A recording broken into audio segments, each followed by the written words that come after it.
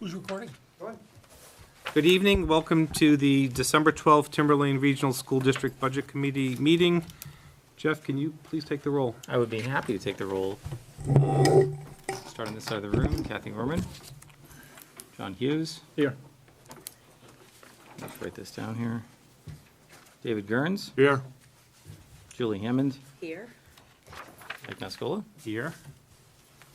Todd McCormick. Here. Ryan. Here. Boyle. I'm here. Peter's here. Heard that. Phil. Here. Alan. Yes. All present except for Kathy Gorman. Okay, excellent. Thank you. And the pledge. If you can all please stand and join me for the pledge. I pledge Allegiance to the flag of the United States of America and to the republic for which it stands, one nation, under God, indivisible, with liberty and justice for all.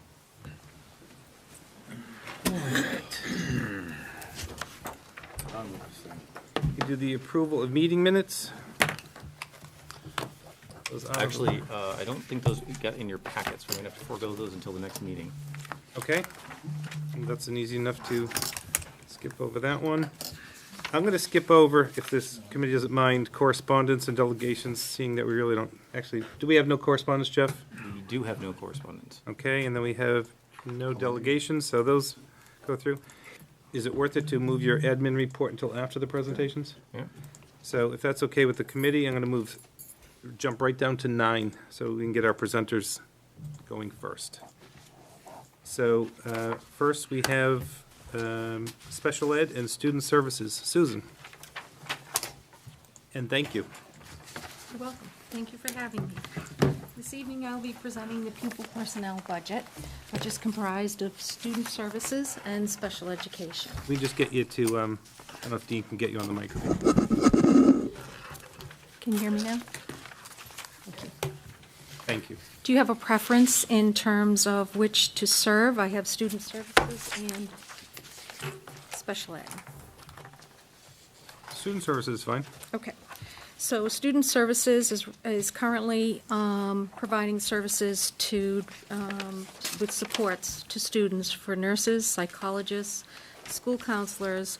This is our English language learners services, and this is all overseen with the special. Could you speak up? I'll try my best. Okay. Actually, Is there a mic? I have two sets of the personal services. Ditto.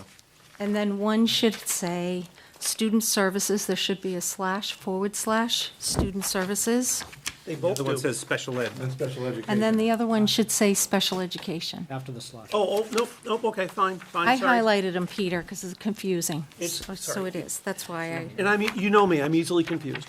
no, I can't admit that on camera. All right, here we go. So we are seeing increases in these budgets, so I want to go over first the current year with student services. It's $2,576,235. The proposed budget is up to $3,405,464, and this is for an overall increase of $829,229. The increase is contributed to two factors. One is at this time, we do not have a school psychologist. We've had to contract again. This is the second year that we've not been able to find a psychologist for one of our largest elementary schools. They simply are not meeting the minimal requirements. And so we are having a significant amount. We've posted the job 3 times, and we're just not getting the candidates. I am hearing from the colleges that there's just not that many students going into this field of work. So we still are going to keep posting it, but we do have to have compliance pieces to have a vendor to provide the evaluation services. And that is up $45,800. The second line item is our tuition private. As I came to you before last year, we actually had a significant increase. We usually are able to take students off of out-of-district placement and integrate them back into our school setting. we have not been able to do that. We do have some likely prospects, but that's up $750,644. Just for your information, I did prepare for the board. I did take an intermediate step in our IDEA grant to bring on behaviorists that have a more intensified system. And this is showing some hope for us in terms of having something besides just automatically placing children out of their neighborhood schools. As I had said to the board, we're not able to do it for all students because safety is still part of our priority for all students. But we are bringing them on board January 6th, and we're hopeful that not only will they be able to help us in providing supports needed in the district, but also in providing supports to transition students reasonably when they're ready back into the district. And I can- Susan? Yep, Can I get a pause for 1 second? sure. I just want the board to know that our missing member, Kathy Gorm, mentioned she's free. So if we can get her on the phone, Peter, we just have to take a vote before or after? Let's get her on the line, take the vote. I'd say just get, Get on. okay, take the vote, take the vote. So Jeff, we're going to call Kathy real quick. I make a motion to allow Kathy Gorman to, Second. Okay, so Thank Jeff, you got that? Peter, and then Brian first and second to allow Perfect. Kathy to participate via conference call. I apologize. It's okay. All right, so all those in favor? You've got unanimous, Jeff. Thank you. Peter and then. Peter and Brian. Brian, okay. Should only take a minute. It's okay. And Peter.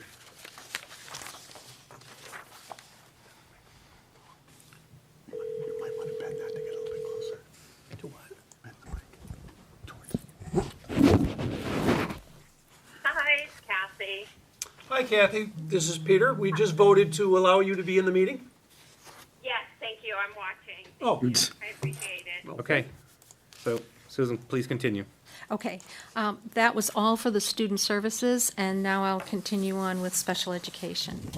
And why don't special, can we just address individually or ask questions individually? Sure. So this, the 750.644 thousand in tuition, private tuitioning, that's an increase in the number of students, right? not solely. Part of that is the Compass Behavioral System Program, because we have some students that are going to be leaving the elementary school, which is where it will be placed as of January, and we want to set that track so that sometimes these students with their needs are then transitioned to middle school and need to be outplaced. So we're trying to do the very same thing that we do with our private tuitions, break them down elementary, middle, and high, do that exact same thing for this program, so that if they're not ready to be fully integrated, they'll have that opportunity at the middle school.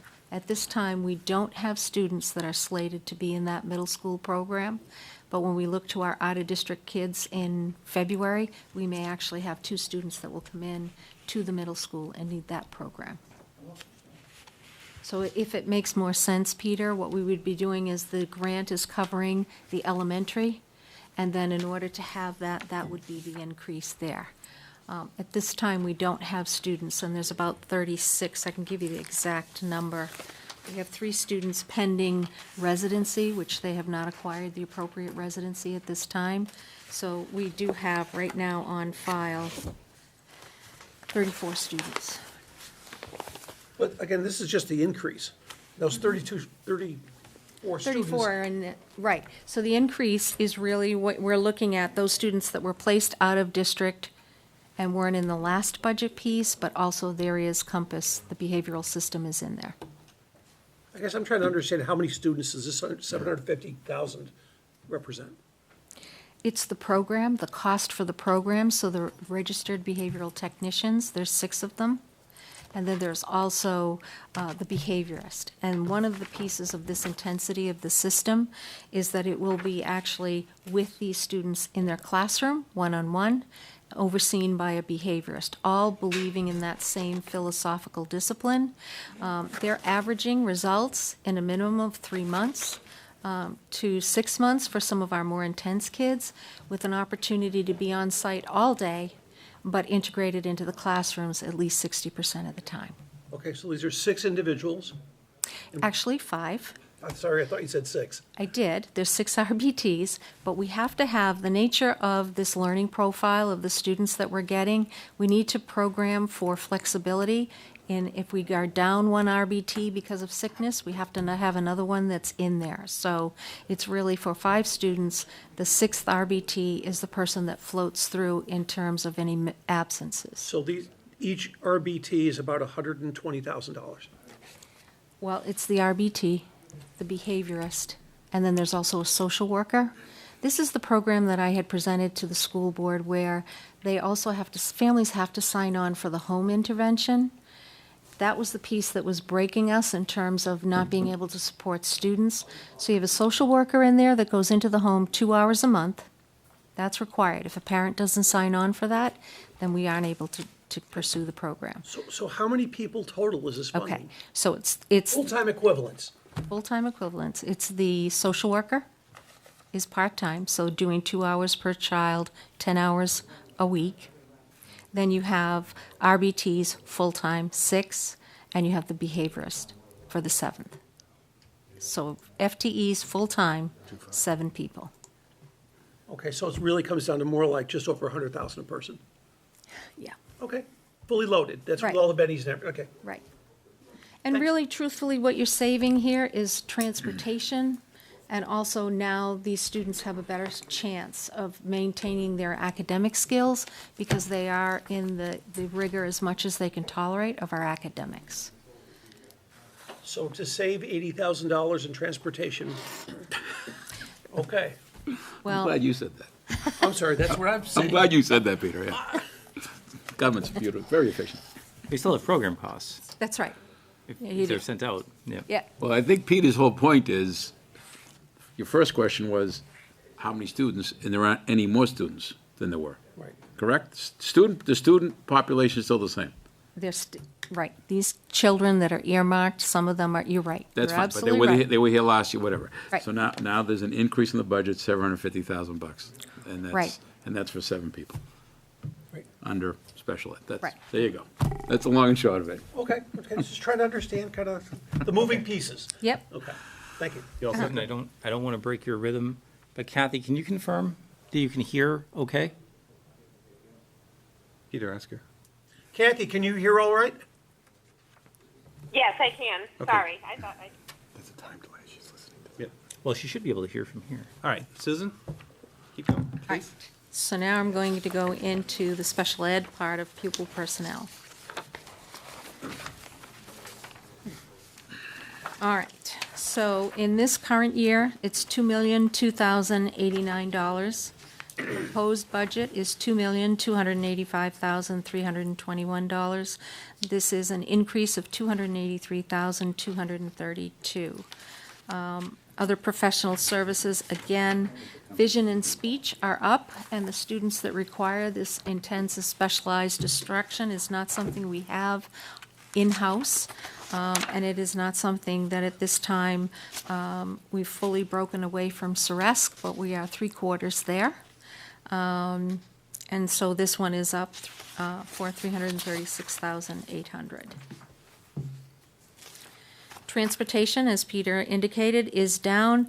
I would like to give Sandy Hodgkins and Lucy Williams credit because what this really is now designating students for shared rides to the maximum possible amount that we can do, and that's your cost savings for a decrease of $80,896.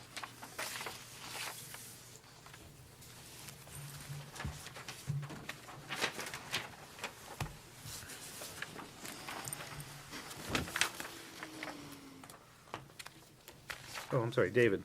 Yeah, I just have a question on this. The $20,000 increase on the computer network. Sorry, I Why didn't. is that not in the IT budget?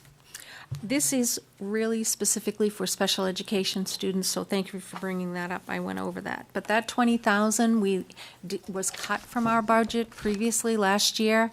Some of our students who have the rising cost in the first column for sight and vision now require Chromebooks, and we have to provide that technology. It's not done by the school.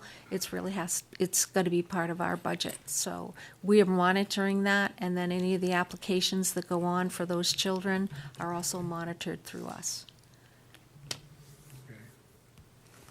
You said it was cut from the budget? We saw a reduction in 20,000.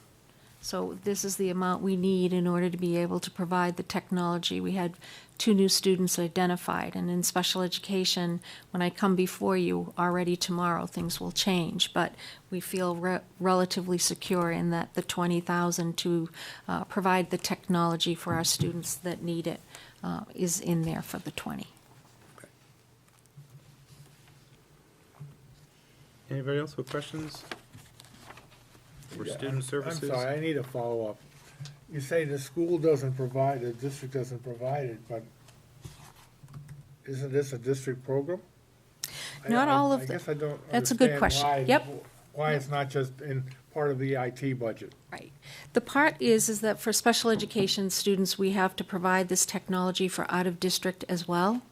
So that technology is not something that would be provided for the out-of-district students. Out of district. And so we have to keep the applications isolated because they're student-specific, and we have to monitor that piece. So that's why. It's really not the in-district, so I thank you for that question. Okay.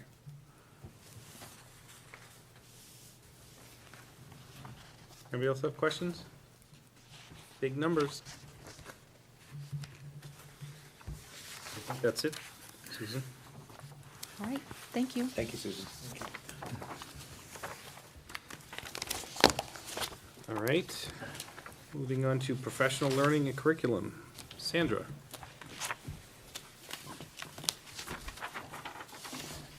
Hi, good evening. I'm Sandy Allaire. I've met many of you, but not all. And I'm the Director of Curriculum and Professional Learning for the district. So I'll be presenting both of those budgets to you. When taken comprehensively, you'll notice, although professional learning is coming in with 0 increases or decreases overall, there are some shifts going on in that budget that I can talk to you about a little bit that represent some increased needs for professional development and professional learning. Those connect with our strategic plan a little bit. And then taken as a whole with curriculum, you'll see some decreases in curriculum development. We've moved as a district. We spent about probably a good 3 to 4 years on intensive curriculum development, pre-K through 12. We've transitioned away from curriculum development to more of an implementation phase. And in conjunction with implementation, that brings about some needs for professional development to support our staff in implementing our new curriculum and assessment practices. So if you're looking at it, that's sort of the narrative that accompanies this budget when you look at it. So I'd like to start, if you will, with professional learning. So that budget, our current budget is $197,004, and the proposed budget is coming in at that exact amount, $197,004. Looking at some of the drivers and some of the changes that you'll see. So we have some increases in professional development. One of them is with reference to paraeducators. So looking at a spending trend analysis, we saw that last year we had an increased need to support some of our paraeducators. And so there's an increase of $2,000 in that line. The In-Service Professional Development Committee, there is an increase of $2,000 for that line. That is in conjunction with a general downward trend in our Title II funding that we receive, federal funding. So that grant over the past several years is down somewhat substantially. If we look at it over 3 years, I have that with me. We are down in Title II about $42,000 in funding, and that supports our professional learning and professional development in the district. So Our strategic plan has some action steps that require us to train our educators in things like project-based learning, the implementation of STEAM across different content areas, competency-based education. So there are a variety of topics and strategies that we are looking to train our staff in. And with the decline in potential funding through Title II, there are slight increases in professional learning costs in this budget that you'll notice as a trend throughout this budget. Other increases and decreases that are drivers are in-service for assistant principals is slightly down by $2,000. The deans, our academic deans, their professional services also come out of that line, and we've had fewer deans over the past couple of years, so you notice we've brought that down a little bit to keep in line with the number of staff. In-service for professional staff, again, is up. That's not the Professional Development Committee, but just in general, professional staff. And then we are actually down, looking at a spending trend and also forecasting our needs for out-of-district professional contracted services. So a lot of our professional development is in-house. We have professional development days, but we do not have as many contracted consultants right now that we are working with. So there's a slight decrease in that line of $6,000. So those are the general drivers for the budget, even though it comes in at flat. So I'm happy to answer any questions you may have about specific lines. Questions at this point? Just one. So how much flexible is in this budget for what is spent? Is it based off of, do the costs change throughout? So this is my first time preparing this budget, if I'm being honest. So I approached it by taking a pretty comprehensive look. I did a 5-year trend analysis looking at what we've budgeted, where we've spent things, and then also working with the Professional Learning Committee and helping to plan some of our professional development days for the district. I've become more aware through that work over the past year of what our needs are and where we're going. So we spent some time really looking at the strategic plan and what our commitments have to be in keeping in line with that. So that came into play as well. But there is some flexibility built in. So Just like last year, the voted budget was 200, right, but only 3/4 of that was spent. right. So it was 25% left over in that Right. line. So I'm just wondering, is it anticipate, like, some of them, like with special ed, they don't know ahead of time. Sure. You know, so not all of these numbers are locked in for what you're spending. It's Right. really just another guess. That's right. Yeah, Okay. yeah, yeah. I mean, it In is- some cases, yes, and others, we can anticipate. In some cases with professional learning, certain conferences that we send some of our staff to or administrators to regularly, we can forecast what the projected cost might be to register them. But it's really a moving target sometimes, where it's based on requests and needs year to year. Right. Is So- that also part of the contract with the TTA contracts? Yes and no. So our through the collective bargaining agreement, all professional staff have a certain allotment that does not come out of this budget. That's a different line item. Yes. Okay. Okay. So we'll move on to the curriculum budget. And you'll notice a decrease in this budget for the proposed budget. Last year, we came in at $373,305.81. The proposed budget is $323,912.07. That is a decrease of $49,393.74. I'll go through and speak about some of the individual lines, but as a whole, I spoke a little bit of the transition from curriculum development toward curriculum implementation, which is where you see some increases, slight increases in professional learning, even though it's flat. Here, we've seen also through a trend analysis over the past 5 years, a pretty substantial decrease in the requests for textbooks. And slight increases in requests around information access fees, online software programs across the district, blended learning tools that are used. We now have in our middle and high school and in our elementary schools much more substantial use of the Chromebooks and technology, and students are doing a lot of their learning at home through blended learning. So traditional hard copy textbooks are used less frequently, although they are used in some buildings and in some classrooms. Many of those do come on with e-textbooks, and so we're in a transition right now. So we're trying to be mindful and respectful of that, so you'll see some pretty significant decreases in the elementary textbook line. That line for the past 5 or 6 years has been carried over year to year, I think with a genuine intent to explore some new resources for science and social studies. We are not in a position right now, as we work as a curriculum team across the district, to be exploring or implementing, piloting any new textbook programs. So we did bring that line down, and we do feel like that is still enough. If we choose to explore something, it would be probably a 2 or 3 year process that we would explore. So we feel comfortable with that decrease. So that's kind of a general narrative of what you'll see in this budget. But more specifically, you'll see a slight decrease in supplies around district elementary curriculum. And again, we're doing less curriculum development, so there is less of a need for that. Elementary textbooks, we've brought down $32,000.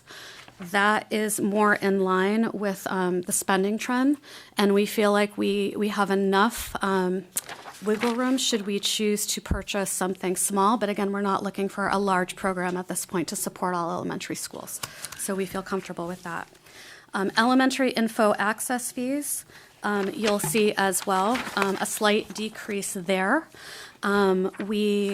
That's referencing or reflecting we are no longer using Achieve 3000 at the elementary or secondary level, and so that's reflective of that cost differential.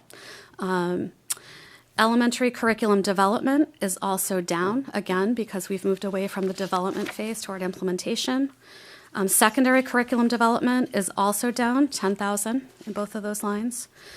District-wide info access fees are up slightly, just over $3,000. That is not due to anything substantially new, just slight increases in our accounts and the cost per year. As these companies increase slightly, taken as a whole, it's brought us up just a little bit.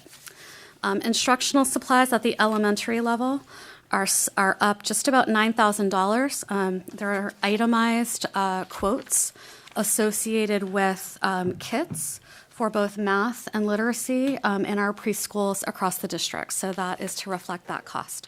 And that's connected to the implementation of our pre-K curriculum that was passed a couple of years back.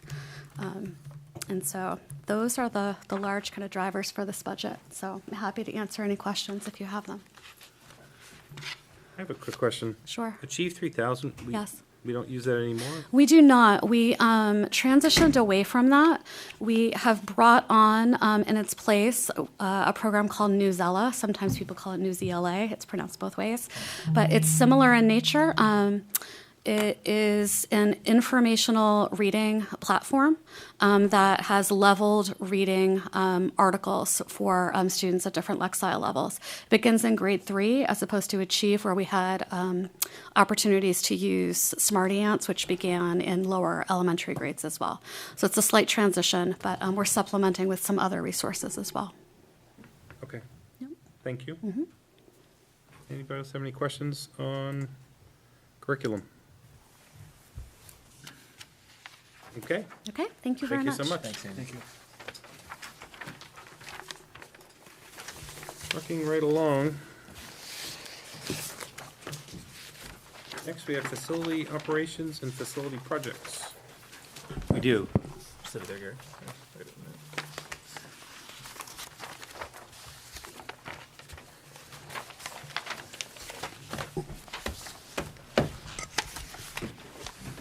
So we are hired our facilities director, Gary Parity, who's actually here with us this evening prior to the budget being put together. So I can speak to a lot of the budget items that are in the facilities operations and facilities projects budgets. And Gary is here to answer any specific questions that we have. So you'll note on a couple different levels we have some increases. And first, I'll look at facilities operations, and you can see that the 2620-330 account of the professional services is up, showing up 50,000. I am looking to plans that's from 50 to 100,000. You can see the run rate and the trend on that has been higher than where we have been in the past. I have included a little bit more in that account than we have typically spent on account of the fact that we have some projects that are anticipated to be going on within the district, and we also have some, a couple things going on with our water. We have some, thankfully, they've been rolled back. We have some more stringent PFOA standards for, as a public drinking water source that were significantly oppressive, I guess, to the extent that they've actually been put on hold. And I mean, I was anticipating that those would run into some additional mitigation. However, in the meantime, we have had an option to explore tapping into the public water supply that is going to be in Plastow. So we have an initial study going on that, and I think in the meantime, in next year's budget, we may have some additional engineering costs if we should move forward with that. As of right now, we're looking at, let's just say, a feasibility study with options. So we could have some additional expenses there. Our run rate has just traditionally been higher than what our budget has been, and certainly higher than that 50,000. And the same goes for the 26-24-10 account, which is the water, sewer, and septic account, up 18,000. I do anticipate, and we've just had higher septic costs generally. The run rate has been sporadic. We have been facing some additional challenges in recent years with our septic systems generally, and I anticipate that in order to keep those systems going, we could anticipate more expenses there as well. Again, I did anticipate some additional costs for water mitigation at some of our campuses built into that line. However, I don't know how that's going to work out. What I do know is that the testing for the PFOAs alone, each test was in significant cost territory, $500 a test or something to that effect. So we were anticipating much, much higher costs.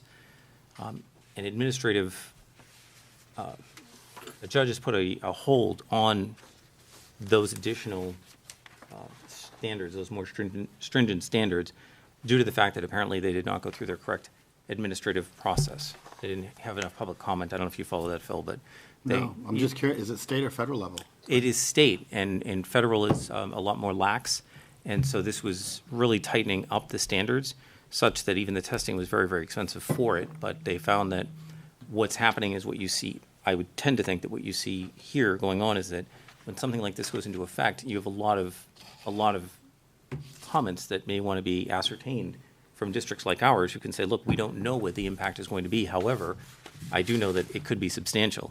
And I think that essentially the court found that there wasn't enough time for public comment and they didn't listen. There's no real explanation for why they went so strict.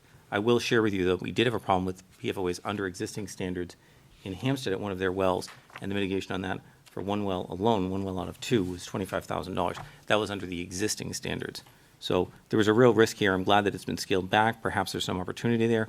I don't know if they can prove that they've done their diligence. I don't know if it goes through the administrative process again, or if they can just say, oh, well, the standards are going to be effective in 3 months, 6 months, who knows.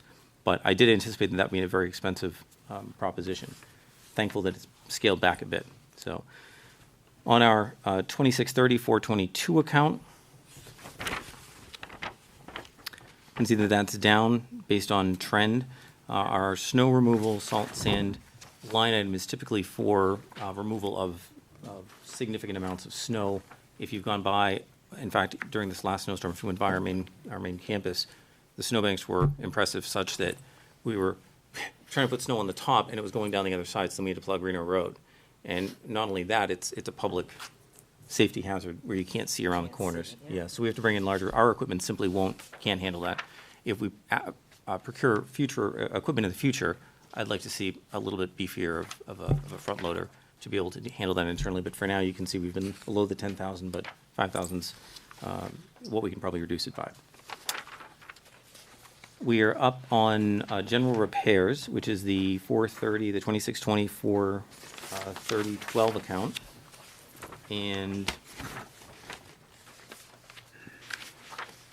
when you look at where we've been on that line, you can see that typically we've been over budget.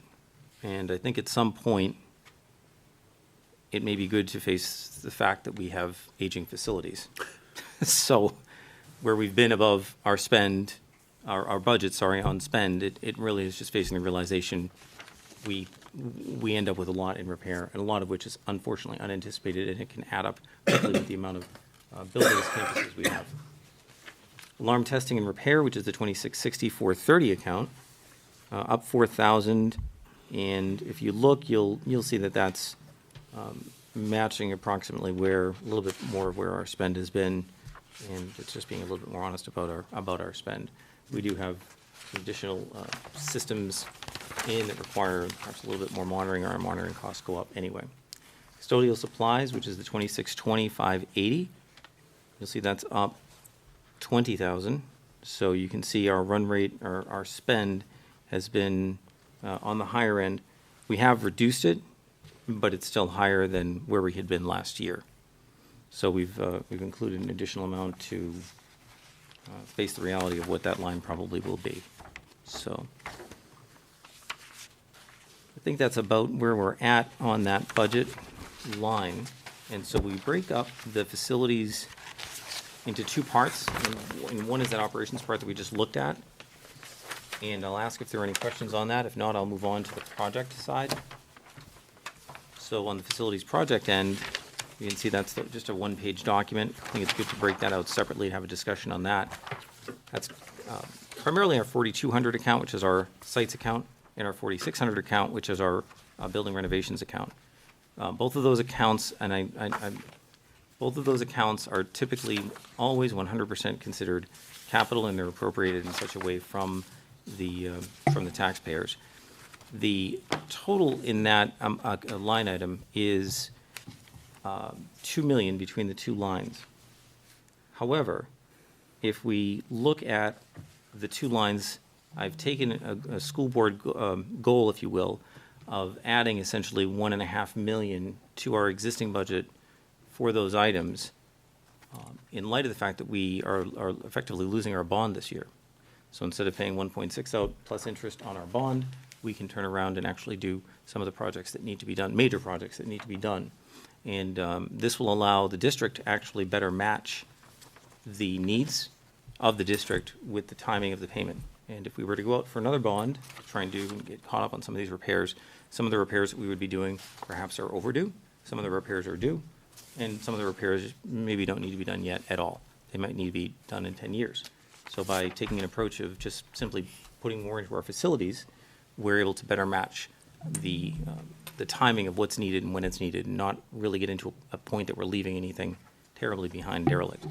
So this is a little bit of a unique line. I was talking to Brian about this earlier.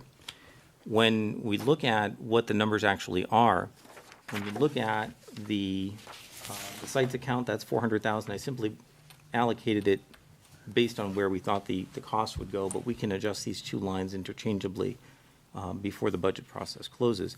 The 4,600 line, though, is only showing up $569,000.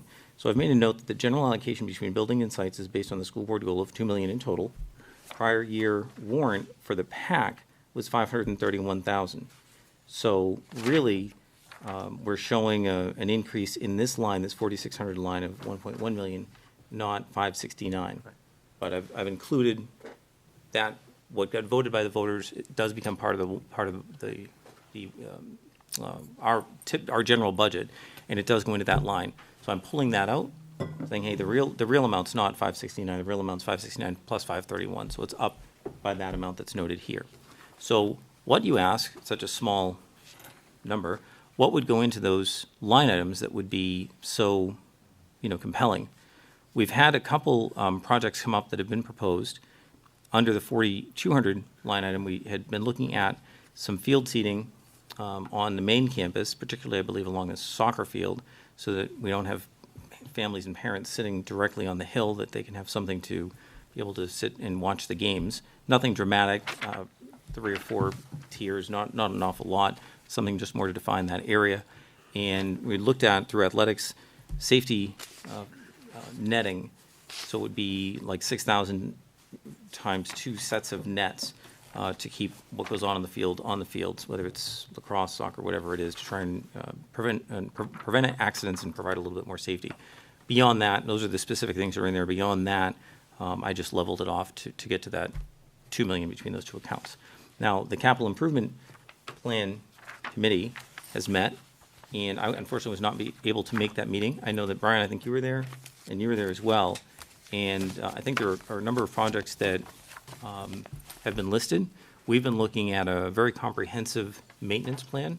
We're looking out 5 years, but really we're focusing on the next 2 in particular to try and plan out what that 2 million would look like if spent on the projects that we need. We've come up with a number of projects.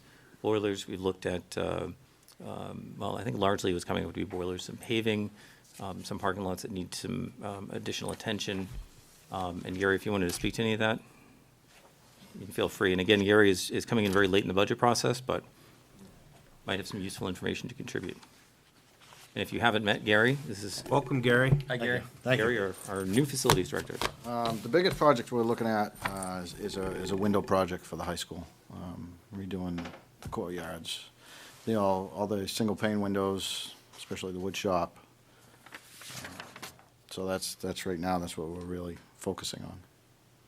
And that's going to be a big chunk for next year, but we are, from a business office perspective, it is a very uncomfortable situation because there's a significant factor of energy loss, significant. How old are those windows? I remember walking through the hallways 92 to 96, and I think they might be the same. Are they the same darn windows? They are. Most of those are original. They were drafty then. Yeah. Correct. Yeah, and it wasn't, heat just wasn't, so this is the interesting thing. Heat may not have cost as much back then, but at the end of the day, our heat does have trouble at times balancing Keeping up. in the building and keeping up. And so, again, from a business office perspective, I don't like, and it drives me nuts, the energy inefficiency. But when we get to the school board and building goals, we look at classroom environments, and those learning environments are not the best learning environments. And we certainly can do better in terms of being able to regulate the temperatures in those rooms. So we're well past. Yeah. Yeah, I don't want to say replacement on those, but those are, yeah. So, and that would be all the courtyards. They have the, they call them, I've always referred to them as Caltech. But it's sort of these things above the windows. It's not quite plastic, not quite fiberglass. We can't get parts for those. We can't, we can't replace those. What we're looking at are similar optioned, or similar replacements, and you'd call them storefront windows? Yes. So that we can keep the effect of having the courtyards, letting the light in, but gaining some significant energy efficiency and really improving the learning environments for all the classrooms that are bordering any of those windows. Several classrooms that border those. Yeah, I mean, every classroom is bordering something typically. So, anyway, so where we're at is we're meeting again on Monday. I don't know whether that plan will be finalized then or not. So right now, unless something is specifically designated in these lines, in these 2 lines, we're looking to have, I hope, that goal met of having a $2 million target with some articulation as to where we intend to address in terms of maintenance, repair, where we're going to target those funds. Who's meeting on Monday? Is it CIP. Capital Improvement Committee. Yep. 6 o'clock here. So I keep hearing the terms repair and capital improvements kind of being mixed. I think there's like a difference between those two. Repairing something is just, well, it's maintaining what you already have. Capital improvements is making it better in some way, adding a Jenny, going to double pane windows, whatever. And I guess I'd be much more comfortable, especially on the big ticket CIP items, Not repairs. not repairs, CIP items, of seeing those on warrant articles, just like our towns do. Like Plastow always has a, 6, 8, 10, small, relatively small, 100,000 or less warrant articles. Are you saying you'd like to see the repair and maintenance items, or those items that would be? Well, if something's like, I don't know, if something requires repair to keep it going, you have a leaky roof, a particularly leaky roof. The asphalt needs to be redone in a parking lot because you've got weeds all over the bloody place and people are tripping over things. That's, I think, one thing, but again, I'm making this up. I know this isn't on your list, but adding solar panels to the high school is not a repair. I agree. Well, I think the goal, Peter, is to almost treat it like a major home repair, where you're gonna make sure you've got roof, windows, siding, because I think the cost of building new buildings is prohibitive. It needs, it's gonna be like a 60% approval for bond passage versus a majority approval, and when they. No, I didn't say bond, Brian. No, no, I never said understand. bond. But what I'm saying is I think, as Jeff mentioned earlier about the money we've been spending, I would argue that if you're replacing windows, I'd say you're repairing that window. These windows, I don't know the exact number, but some of them are single pane windows. And so I'm hoping that, that's one of the things Gary's looking into. I want to replace all the windows in the high, not just the courtyard windows. I want all the windows in the high school. Two projects, that's right. Yeah, but that's, because see, to me, if you get, and then I think there is 8 boilers at the high school, you're telling me, 2 for hot water. And so if we get the guts of our buildings in tip-top shape, then we're getting caught up and getting ahead of it.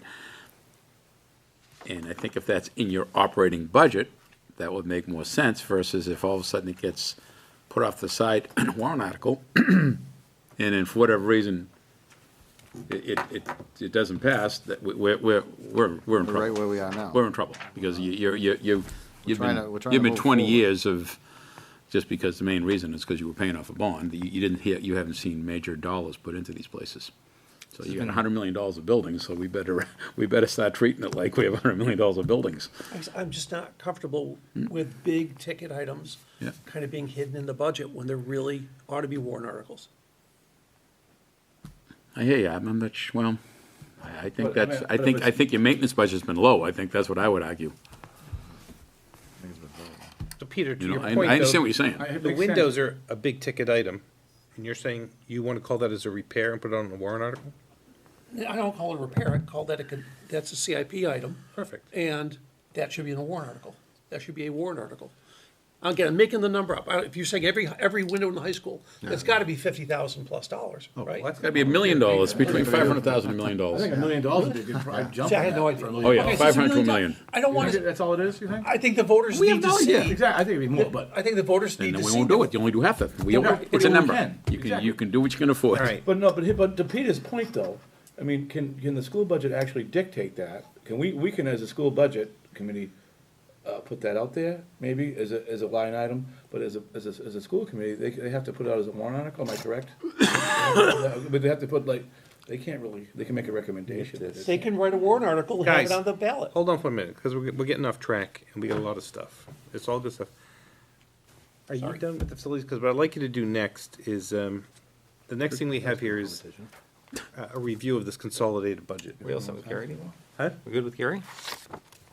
Anybody have Questions questions for our facilities director? for Gary? Congratulations on the job, Gary. Hold on, you're not free to go yet. No, I think No, the that's question is more for Jeff. I just had I was just curious on the fields, this netting. What fields are you talking about? All of the fields? Or- Just, we're talking about just where the soccer, up by the JV baseball field? Are you familiar with the fields? Yeah.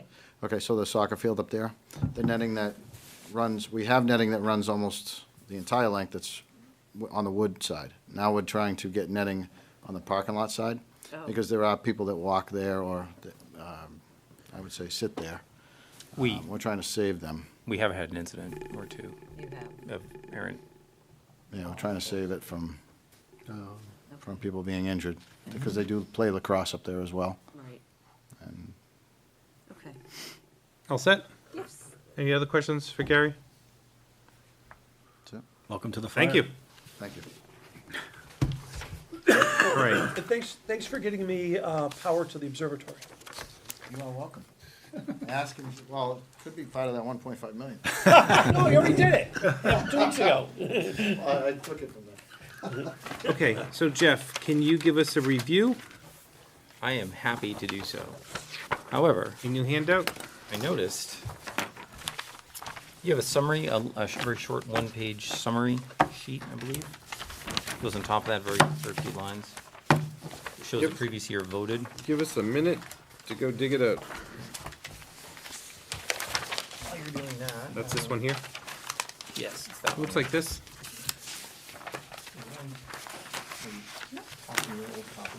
That'll be your new one.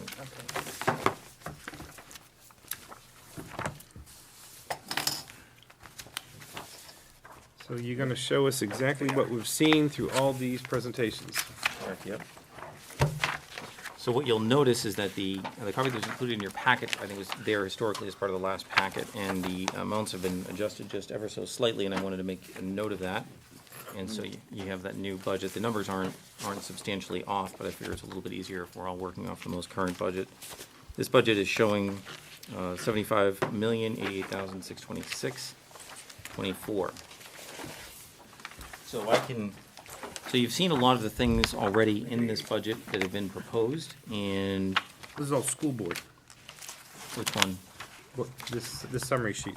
It's what the school board had been looking at, yeah. Yeah, it's sort of so we can correlate to that, sort of the running version that we've had there, correlates to the work that we've done here. And it's been a bit of a difficult task, I think, in a way. We presented the budget initially to the school board very early on in the process, and we've had changes ever since. You've seen those changes. So this one you just handed out Correct. negates this one. Correct, yeah, yeah. So we had started the budget process very early, and as a result of that, that had been sort of the operating, if anyone from the community had been following, that had been the operating budget that was out there, so that's where that came from. This is the budget committee's budget at some point, and that's where we're at on that. So I don't know if there are any specific questions that you've had having gone through the budget generally, but I'm more than happy to walk through, and if it's easier to walk through at a higher level, on a functional level. So we'll go through it at the 1100 level. The 1920 vote was 19,740,000, almost 741,000. Requested is 20,332,000, which is a difference of 591,586. Next page, on page 2, the special education. What was the increase? What Sorry? was the $591,000 increase? Yes, so That page, yes, and that's for the entire function. And 1100 function? yeah, for the regular education function. And a lot of that's going to be built into our previously approved contractual union agreements. Okay. Or collective bargaining agreements, I'm sorry, Okay. that's the word I'm looking Okay. for. Okay. Yeah.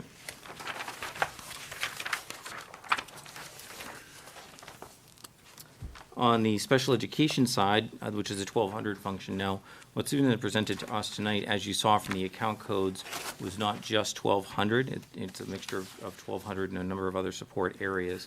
And you can see that that is, last year, 9,835,000. Current year requested 10,937,000, and almost 938, for a total additional request of 1,102,640. Now, if you look at some of the lines, the 1200, 112, 114, and through there, you'll see some smaller increases in those lines, and you'll see a decrease in, I think, one line. That's probably an employee who's been reassigned perhaps to regular education or something to that effect. Nothing huge that we didn't just hear about. The big lines here are other professional services at 254,000, and the tuition private at 12, which is the 1200, 564 line. That's an increase of 750,000. So for the most part, you just heard about those increases, a majority of those increases right now. On page 3, vocational education. So we've had, if you look back on that line, you can see how our spend has risen from the 16-17 to 17-18 through to 18-19. And I anticipate that we're going to continue to have higher spend levels there. In fact, we're going to be above where we are in the current year budget for the spend. I think that this is a reflection of the fact that we're participating in some good programs, Salem and Pinkerton in some cases, and we have really a great deal of participation in those programs.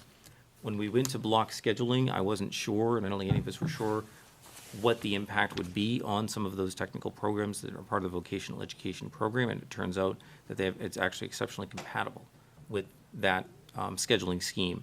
I don't anticipate our numbers are going to go down. I anticipate that next year's number is going to be in the $100,000 to $110,000 range. Student activities, you can see that there's an increase in those lines. That's a 1410. So last year, 202,000, this year, 222,000, so we're up 19,850. A lot of that is due to, as you can see, some contractual obligations there as well with the teacher and specialist salaries in those lines. The next one is 1420, which spans 2 pages, most unfortunately. That's our athletics line.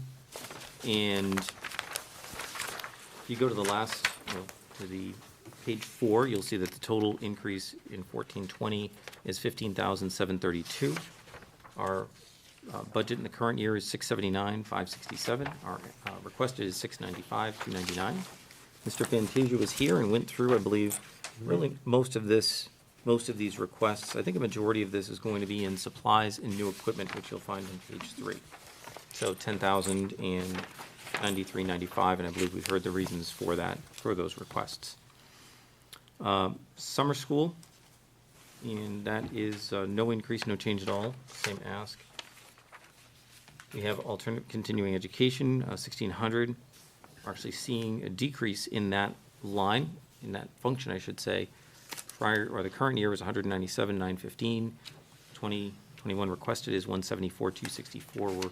Request is down 23,651, and overall, the program is fairly consistent in spend, and we were able to leverage some multi-year programming for information access fees opportunities for that program, so our budget will go down because we're in an off year on that. Community service, 0, so there's no increase. It's there for historic purposes. Attendance, again, there for historic purposes. Yeah, what did we do in 2016-17 in community service? It looks like that's the last time we had any. I think that, so it's a dollar, right? That's the 1820 line? 1820 function for community service? Yeah. Yeah.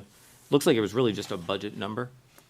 Oh, okay, it wasn't even Dollar. expended, okay. There was that I think it thought was just to of, keep the learning. yeah, if you don't put $1 in there, then you can't spend anything. Yeah, I was looking at it, 16-17 voted was 81,000, but we expended 0 of it. Well, that's for attendance, we can just get. Very on. top of page 5. That's attendance. Page 5. Yeah, it's attendance. Oh, that's It's a different attendance. category, yeah. Oh. That's Oh, 2112. Sorry. Yeah. I thought it went over to the next. Yeah. No, and it's interesting with the dollar theory, but what is also interesting is that if we didn't have these historic dollars here, you'd almost forget that we even have that function. And if something did come up in the future where it was applicable, we all would know that we have it. In the meantime, it's just taking up space on our report. Attendance, yes, that is the one that goes back to 16-17 with activity, and we had very minimal activity. It'll probably just keep it at least present for us. And that was an administration salary, and I believe the administration role had been moved into another function. So, guidance 21-22, we have some increases there on the teacher specialist side. 1.281 million is the current year's budget. 1,347 is the requested, for a total increase of 65,717. And you can see that's largely in that line, in the salaries line. Nurses, which is the 2134 function. Health services. That's, current year is 681,903. Requested is 733,795 for an increase of 51,892. You can see that we have some increases for equipment and other professional services. We also have some increases under our nurse salaries line. And often that's, $38,000. Why is it 30, would you add another nurse, or we, $38,000 increase? Or that was no, the that's probably about where you'd be for, salary? I mean, nurses aren't cheap. You- 37 doesn't sound like a nurse, it sounds like. No. No. It's an increase. no, it's an increase, and if you look at it, that's probably about where you'd be with your union agreements. Okay. And if you see, in the past, we've actually had a problem of not being able to even fill those roles. We had to go to outside Right. services. So we've had the benefit, I think, of actually having that area Having it fully in-house. staffed. Yeah, but I think what we're ending up with is probably more nurses on the salary schedule. And so they're receiving the benefit of a step increase plus any increase that's part of the contract. Whereas in years past, if we had a lot that were at the top, we might have paid them more, but there wasn't a lot of movement from year to year. So that's the majority of your health services. Psychological services, Current year budget, 341,670, looking at requested this year of 444,498. And again, what Susan had just presented to us, a majority of that is captured in that other professional services line, that 2143,330 line of 96,000. So it's handy having Susan here so late in the budget process that her budget has increased, and you've just heard about what a lot of those increases are. I have a question in regards to that. I didn't think to ask her at the time. Do you have a sense of, we're paying outside services to do what we had hoped to hire someone internally to do? How much money we'd save if we found that full-time person? How much more are we paying an outside service?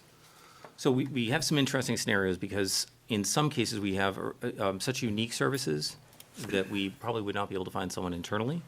And sometimes we have services that are required, but are not required, I don't say they're required discreetly, they're not required like for someone to be working for us full-time.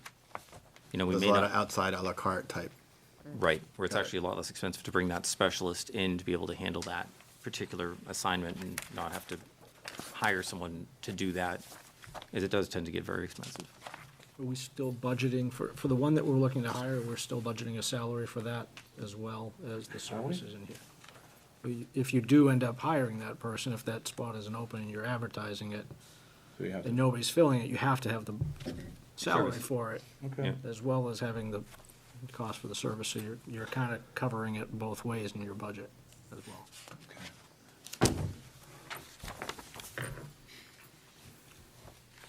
well. So the Ceresc line, dues and fees, that has gone away.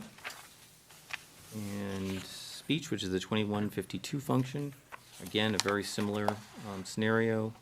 Just heard from Susan. 2152,330, the other professional services is the big driver there. Current year budget is 1,067,168,000. Requested is 1,174,000. So it's a net increase of 106,659. The other professional services line consumes most of that. You'll see that we have some other miscellaneous lines, but a majority of that is in that professional services line.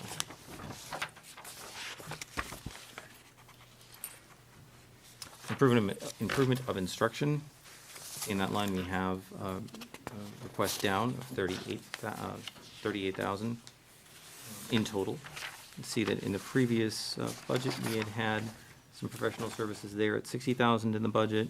Requested is 40,000. And you'll see that even in the previous years,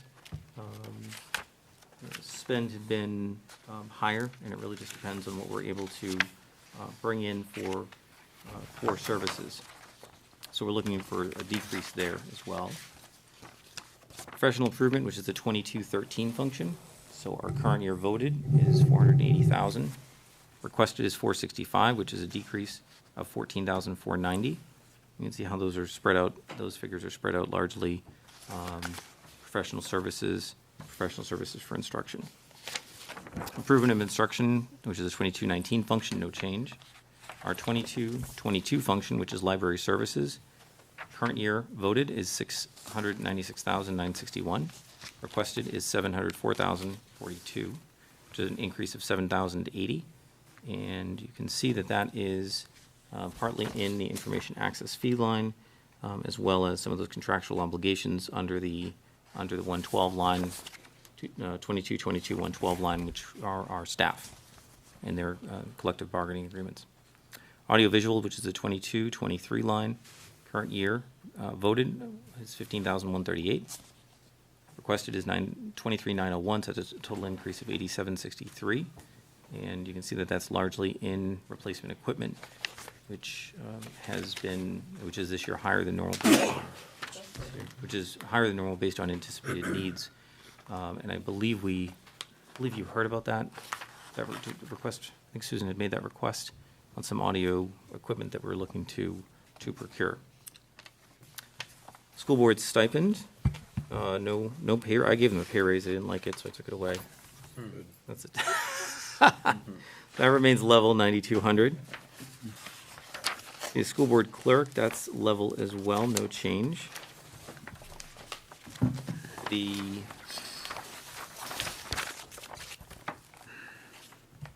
treasurer roll, net, we're down about 500. I mean, see, we've just really had the decrease based on spend. We're down a little bit in supplies. District meeting, approximately level. 15.3 is the current year. 15.8 is requested for a difference of 500. Our audit is consistent at about 44,000. So our numbers there have been typically a little bit lower, but we also have some outside consulting work that goes along with that in terms of our GASB updates, which we are required to do semi-annually for GASB 75. Legal fees were level there at 90,000.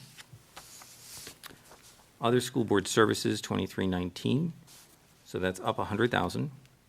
And current year is $56,001. Requested is $156,001.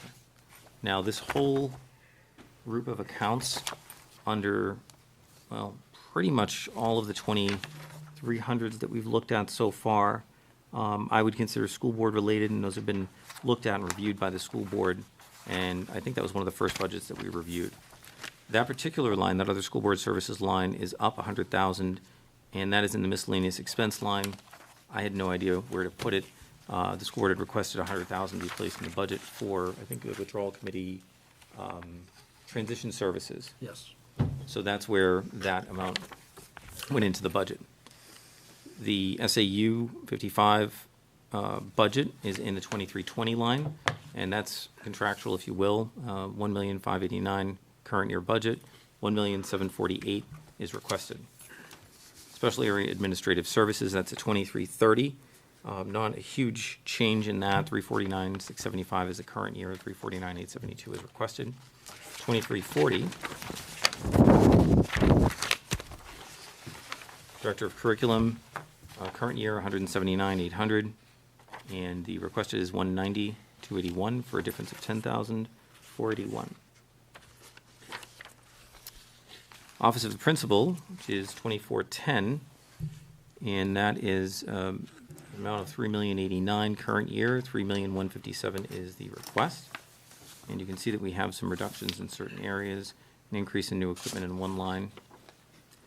The next is other services, school administration, the 2490 account, 213,000, 214,000 the current budget, 216 is what is requested. Largely caught up again in those teacher salaries, contractual, the collective bargaining agreement.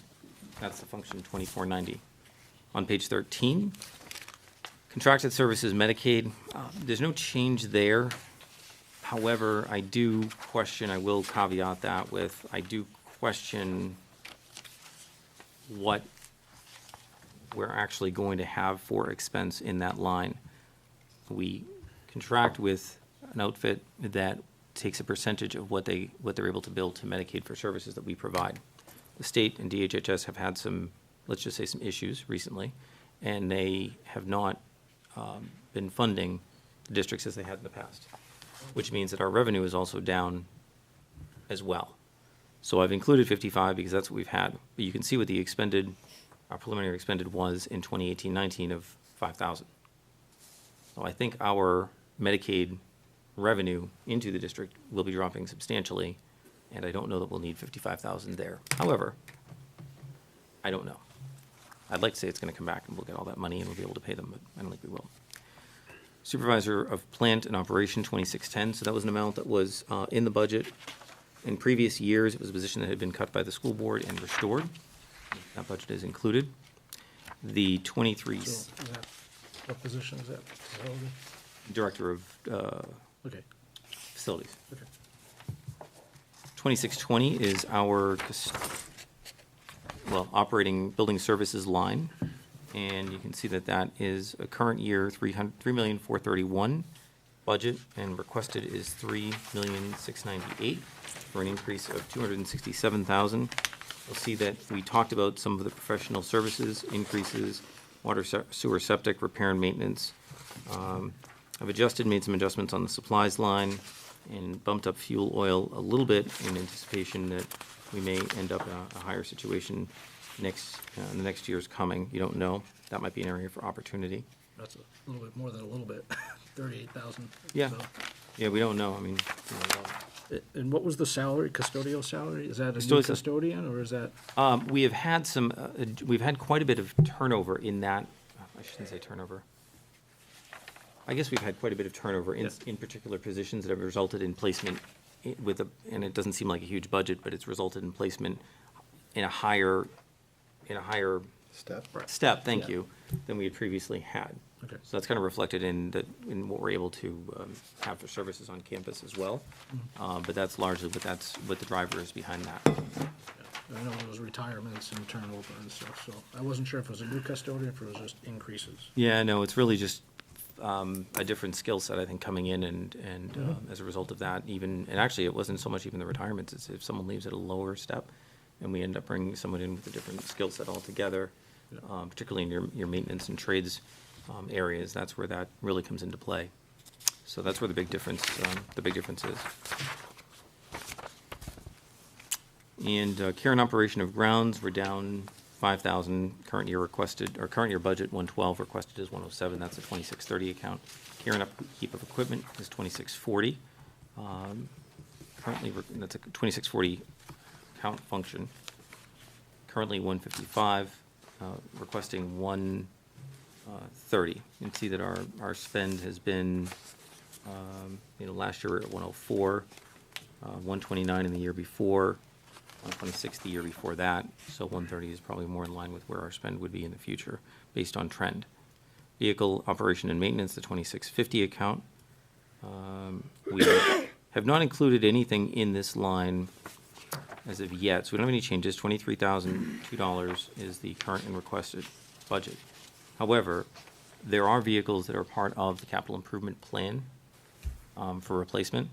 We are still behind, I believe, firmly behind in our vehicle replacement cycle. We've gotten a little bit better in the past few years about bringing more current vehicles in.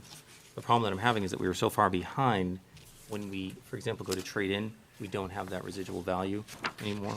We've really, I dare say. Exhausted the value. Yeah, to the point that we're lucky not to have to pay them to take the trade. It costs us money to tow them there.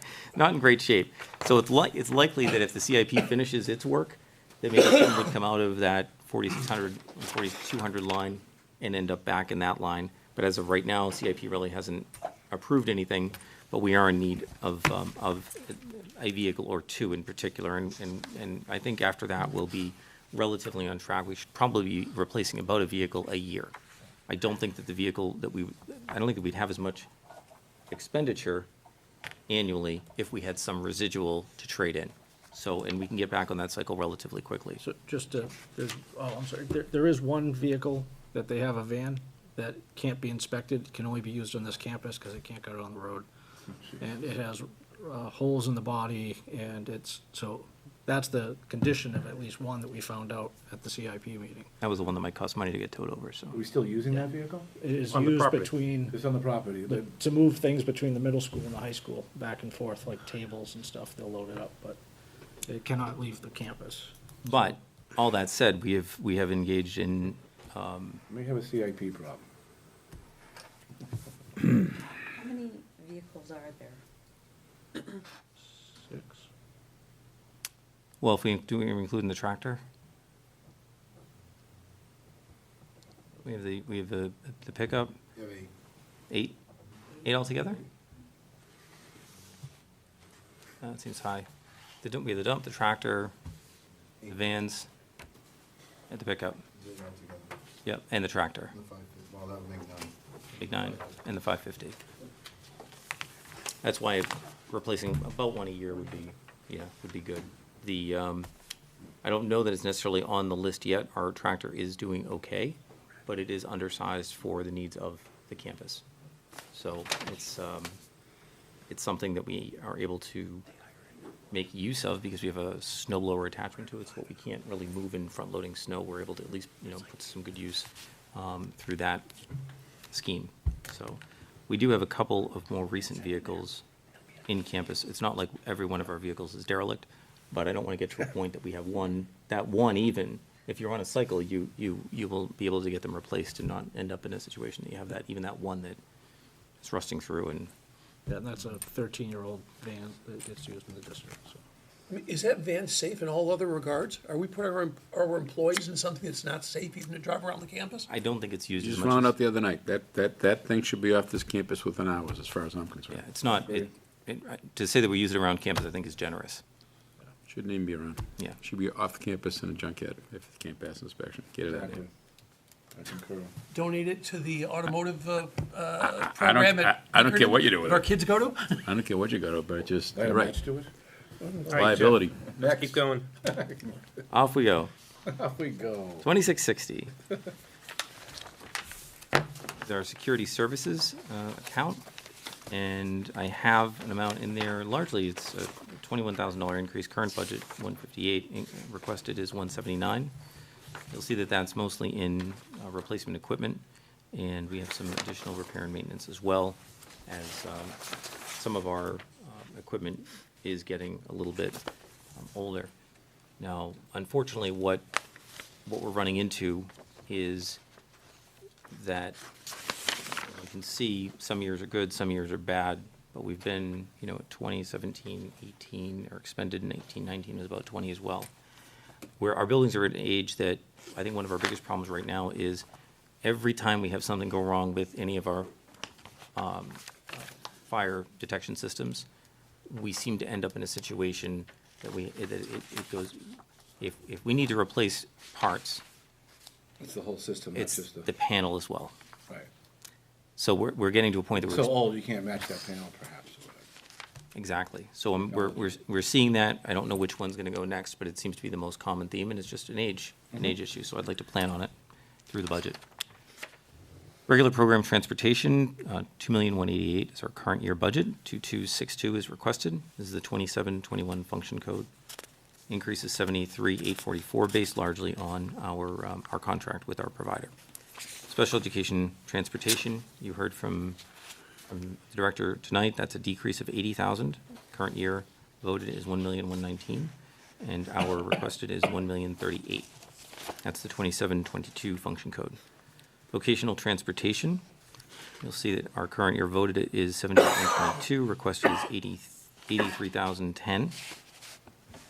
Athletic transportation level, 97,245 is both requested and the proposed, and that's a 2724 function code. Field trip transportation up just slightly. Current year budget is 41,510. Requested is 43,410. Music transportation is, that's function 2729, 13,500, no change. That's requested and current budget. That's on page 15 of the report. Page 16, which is computer services.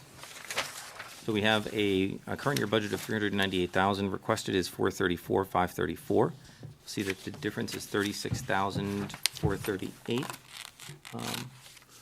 And majority of that is found in our software line and in some of our education assistant salaries lines, which is 10,315.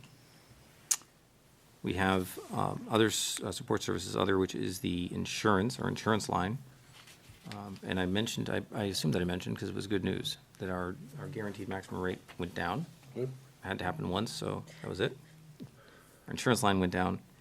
Our current year budget is 18,638,000. So workman's comp has gone up, looks like significantly? Yes. Yep. Yes, it has. That's based on a not to exceed estimate. So it may not be that in actuality, but that's the budget number that I receive on that.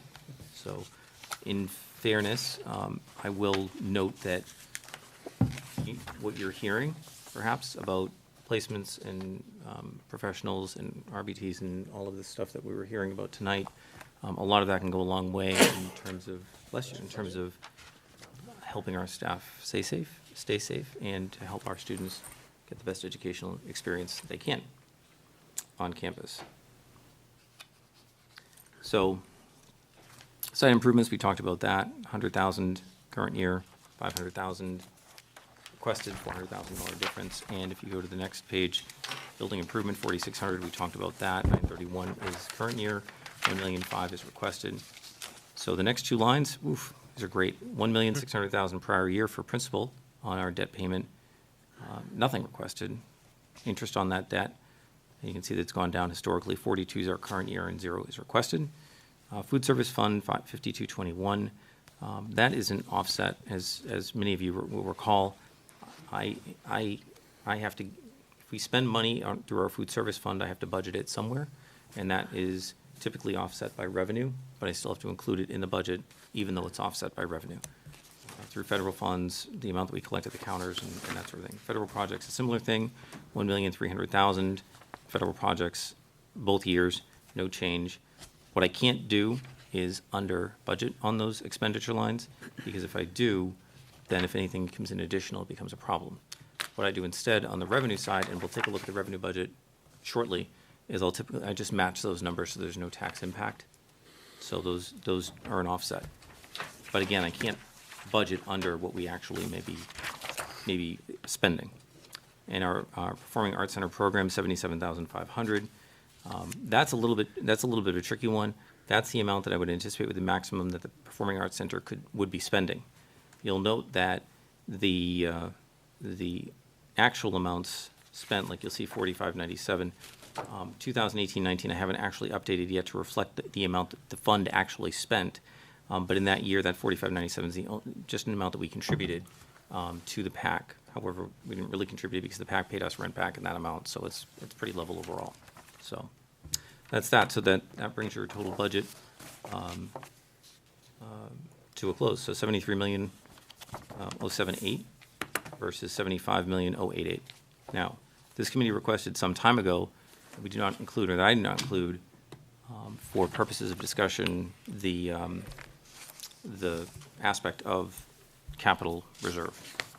We typically have left that off of our budget. So if you looked at the voted budget, the actual voted budget would include the capital reserve piece. So without that capital reserve piece, 73,078 was last year's budget, the current year budget, 1920, 75,088 is the requested. I have a question on page 10, legal fees, 2318. Obviously, there's certain line items, if there's not money there, the district can't move forward in ways that you can in other areas. When it comes to legal fees, I trust that if the district needs to get legal representation or is required to, they're going to go ahead and do it. Obviously, that comes at the expense potentially of something else. It's a volatile line item. I know it's really hard to predict. Right, it could double overnight based on one single case that gets filed. That being said, how comfortable, Jeff, are you with $90,000? Given what you might estimate our exposure to be at this time? I'm not. That number with a potential withdrawal looming, with the typical things that we spend funding on, I do like to see that number higher. In the past, if you look at our spend rate, and it is all over the place, if you look at our spend rate, and I will tell you that the known factors that drive our legal expenses are typically collective bargaining agreement, negotiated contracts, right? Yeah. That's a factor that's known. No contracts are up, correct, for the next budget year, right? I don't believe, unless our TTA. Two in the works right now. Well, they're in the works for the current year. Yeah. If those were to go to impasse, perhaps they would be up again. Well, impasse, the one, we haven't even met yet, and the second one, you got, 2 weeks to go? Exactly, yeah. So, we're planning on a thing, but I think the odds aren't with us to get something done for a January 14th public hearing. Right. Well, and so if that went to impasse, then those two might be next year, but I think that the term of the contracts wouldn't be negotiated next year if they were settled, I'll say, if they were voted and approved. So those are some of the major factors and major drivers. Other factors are any special education litigation we may engage in or be subject to, and a lot of times we just, if we're taking the due process, we have to go along with that. So that's that. But I do see that there could be some legal expenditures out there that the district would undertake as part of due diligence if should the withdrawal be approved. It would just be diligent to undertake. Now, we have something every year, right? We have something that comes up every year, so is that something? I don't know. We just don't know. You don't know? We don't know, but there's enough signs. Like, listen, when I tell my wife I'm gonna go to the bar and have a cigar and some drinks, and she says, how much you gonna spend, and I say $60, I can't finish the sentence without a smirk on my face. She knows darn well I'm gonna spend more than that, based on what she knows is gonna happen over the next 3 hours. We have a pretty good sense of what might be happening over the next year. That's all. I don't think so. I'm not sure it aligns. That's why I just wanted to ask that question. Do we have a new firm? No, we don't have a new firm, but as Jeff just mentioned, the total number of 75,088, that's the current proposed, because at the last school board meeting, the school board's recommending a million under that. School board was comfortable with the 90 in legal, I believe, too, so. Yeah, and so basically, the school board right now, again, give me a little leeway here, seeing how we've jumped on the agenda here. Jeff prepared the default budget, and we have, we're at 72.620 for default budget. 22,620,000. Yep, 72,620, 20. 72620,557. So, we don't think it makes a heck of a lot of sense to have a proposed budget at least 2.5 million above the default. It's not gonna work. There you go. You got about a 1% chance of passage. Zip it. Maybe? How'd you get to that number, Brian? I don't know if you wanna go. How'd I get to what number? No, let's back up. Hold on, stop. Just stop. I'm okay with just putting what the default number is. For now. It is not in our jurisdiction to figure out how they get to that number. Well. No, go watch a school board meeting. I'll let you know, but it was done by Jeff. The whole thing was done by. Education. How about a 30-second update on, Not a problem. 30 seconds? So basically, yeah, I can tell you, you have $2.5 million of decreases. You know, you had a bunch of one-time expenditures. Most of the decreases are your bond. Okay? And then, and your increases are, Contractual. they're all contractual increases, you know? and- TTA. You got it. You heard 1.1. you heard a big one tonight, you know? 1.1. That's right in there. That, what Susan was talking about, that's all in the default budget, so, so that's, you're looking at a 72.6. 72,620. So that's the reality, unless we know of something else that would happen before then that would affect that. I just want to get back real quick. So Jeff has walked through the proposed budget, giving us that 75,088,627. Brian just gave a quick synopsis of where the school board's default is. Tonight, in our next meetings, have to start figuring out where we want to go. And so we've got these data points, and this is what we do every year. We have to figure out what is the comfortable number that is being fair to the taxpayer, and it's allowing a good job for the schools. It's a balancing act. So I just want to be cautious here, with not a lot of time left. I don't want to go over here whittling down, a certain line for pencils and save $30. Because in the grand scheme of things, where do we think the voters have an appetite? What will they spend? So, Well, if you let me finish there, so at the last meeting, so the superintendent said, so really what was saying is you're counting on myself in the business office to find approximately $1 million. And I said, the board kind of went, yes. So we're not trying to find the $1 million. I assume you were in the room when Dr. Metzel said that, Jeff, correct? tell me this, find the $1 million because of the spread between what two numbers? We were trying to get the spread more like $1.5 million instead of $2.5 million. It's $2.5 million right now. It's $2.5 million. And we do not want to see the money come from facilities. I think the idea was, Period. is if you look at the default and you look at that as what the district needs to operate on, and everyone expects that the district will operate as good stewards, right, of the taxpayers' funds, that what does the district require to operate on? And where, which would be the default, what's the difference between the two? And I don't, this board's role really isn't the default budget, but when you look at it, if you look and say, yeah, the biggest thing that came out of the budget was the bond. And if we take that bond, out and simply replace that money in the operating budget with money for maintenance, repairs, capital, whatever it is.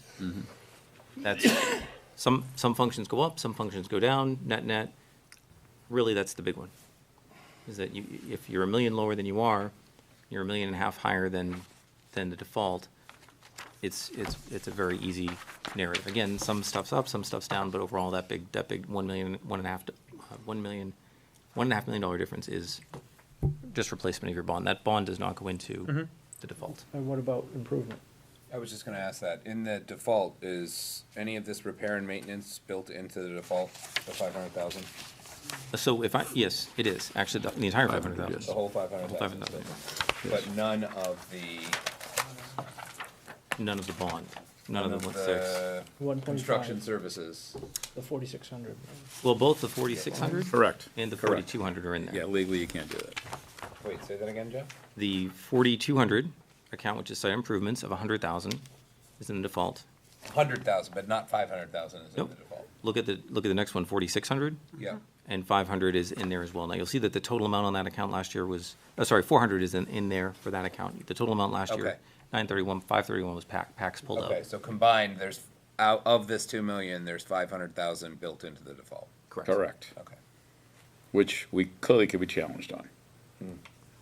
Right, but that's another million for the site improvement, that 4,600. 1,100. I mean, 1.1 million.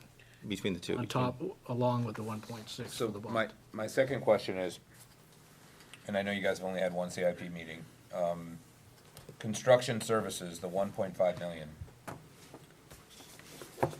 Is that all earmarked for construction services in the CIP, or are there other things being prioritized similar to the CIP list last year? Where there's things for different departments, some The is C- technology, some is, The CIP was not anything we could work on at our last meeting. Basically, we got the CIP list from last year that had items that were already done in last year's budget, like roofs. We also had new items that are boilers and that van and things like that are gonna be proposed that the school board might pay for this year out of it. So we don't know where we are with CIP because we weren't really, so we were going through the list and again, we just came on board with facilities. So that was why, that's one of the delays on our not having CIP ready. So it's really up in the air of what CIP. so the reason I asked that, if the mission is to use all 1.5 for specific construction projects and not necessarily furniture, tables, 3D printers, seating, cameras, banners. Yeah, There have been quite a few things in the different presentations that we've heard that could be considered and have been considered in the past on a CIP list and a priority list that total up to about $108,000. That we've already heard, that's already been presented to us, that I would argue should be allocated into that 1.5. And by doing that, you'd be able to take it out and at least get a quick win, right? I mean, I don't want to deny all of these requests, but, I mean, there's plenty of stuff in there that you can't do that with, like books and curriculum-related things, but there's been quite a few things, if you look into the different individual budgets, that do add up and could be considered CIP, and I feel like if it's buried in the budget, but then we're allocating 1.5 million, there's a way to shift that money around and try to get it up higher on the priority list or on the priority list of the CIP. Right, and they could still get these things, but they'd be getting it from CIP and this 1.5 million, as opposed to adding an increase in the budget. It's not a ton, but it's over 100 grand. That's one way. I mean, I recognize you don't want to take away from capital, but if we're earmarking 1.5 for capital, then why are we going to do it in other places in the budget? It's kind of like. I don't disagree with you. I just, Okay. it's just that what we were trying to do, and we're only about halfway there, and here we are mid-December, get a series of major projects, and then you prioritize them, because stuff happens on a daily, weekly basis, like Monday night.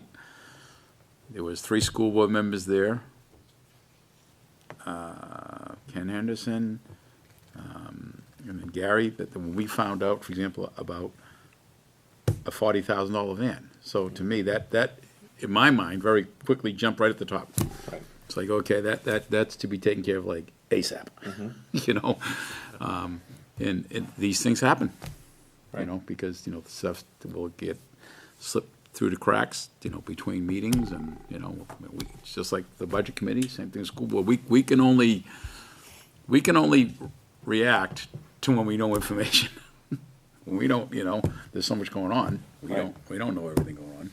So Well, we actually did have that van on the CIP for this year at a lower amount as well. And we haven't finalized the current, you know, spend for CIP this year. No, my point is to Todd's point, there's certain things that come up, you know, and then it's up to the combination of school board administration to say, okay, where's your priority? Right. And it's gotta be addressed. So it came apparent to us last Thursday night, you know, when we looking at 75,000,088, so we'll call it 75,1. Saying, this is crazy. We go to taxpayers with $2.5 million spread, but they're gonna go through the default, and It's gonna be that. now what? Yeah, we're back to square one. Now what? And then I came up with the idea of, we plan on having a warrant article that says if the proposed budget doesn't pass, are you in favor of a $1 million improvement in facilities? So it's like your second bite at the apple, you know, for $1 million. Because you're so far behind in terms of, my opinion, in terms of building maintenance. But anyway, so we turned as a board and said, okay. Well, how can we be successful on this without, because if you're saying, for us to build a budget and build in the capital improvements in there, we're gonna have too much of a delta between the default, we're not gonna get it. So it's still gonna, I mean, we need a plan that's gonna work so we can start fixing these buildings. I mean, this is. You're getting great. away from me. It's gonna be voted default, and will the warrant article pass? Want to get them closer. Last year, we sold it. We got the budget passed, Yeah. Did, you know? but we Yeah, only earmarked but- 500,000. But yeah, but also, on that note, go ahead. We never spread like that, though. What was the surplus last year? We had 1 million We was have the difference. What was last our surplus last year? 4 million. And our operating budget was 68 million, correct? 1 million. We operated on just around 68 Your million? expenditures, you mean? Yes. About 68 million, yeah. So the math doesn't make sense to me. I can't, I mean. Well, you've got these contractual increases Well, legit. because, the teacher Special contract's ed. coming up. Oh, yeah, Special you got ed. it all. So, I'm just trying to get to that That's number. legit. That's 72.6. That's pretty legit. That's all the costs, all the drivers. Yeah. I think that then if there's a quick and dirty and easy narrative on that difference, it might make it easier to sell. And that was the school board's point, right? If you go in there and you're able to articulate what the projects are, they're bigger projects than we're used to accomplishing. They're projects that are really desperately needed. We have years' worth of projects. So if that can be articulated, that certainly increases the Much chances. more likely to accept an increase if they're specific about what it's going to. Yeah, and quite frankly, if we didn't lose the bond, it would be the same. Yep. But to your point, how are you gonna tell what those specific items are if it's just part of the budget? You're not. You are, that's why needs to Well, be a and- separate Or warrant what we're article. giving up in lieu to air market for those. But we have to pass that warrant article. We gotta fix these buildings. That's the scary But part. I agree. The way they came up with $1 million though is if you think, so if 500's already built into the Right. default, We got it's the really CIP. 1.5, it's Right. 1.5, but it's 2.5 is the delta, so there's still $1 million that, how are you gonna sell that, right? Like, That's what I'm wrestling with. It's already a challenge to sell the 1.5 million, right? Yeah. To add the extra one makes it a good bit difference, right? I mean, last year, I wanna say the default was somewhere in the 71s last year, and the proposed passed at 73. I thought it was, maybe it was high 72? We saw that the year before. The budget was increased on the floor, and it failed Yeah, because of the spread. yeah, but I'm talking about this past No, March. even It's a recently. $1 million delta. Jeff, you have it? 71,681 Okay, so it was 1.5 million. versus 70,930. Was it $1.5 million last That was year? on the ballot. What were the numbers again, Jeff? 71, 681. 681 versus 70,930,930. 930. Oh, okay. So it's almost 71. 700. That's close. 700. Yeah. Okay. Yeah, it wasn't a million. 700K roughly. Yeah, and this. But we had the teacher contract last year too. And we had the pack wall pass Mm-hmm. as well. So that's how you get from the 71 To the To 70. 73. correct. And I'm just saying, you go for $2.5 million spread. I don't like those odds. So like, we have the bond at 1.6 that's out, but our special ed and regular ed are up 1.6. Yeah. So There's a there lot. goes that savings right there, just in that increase from those.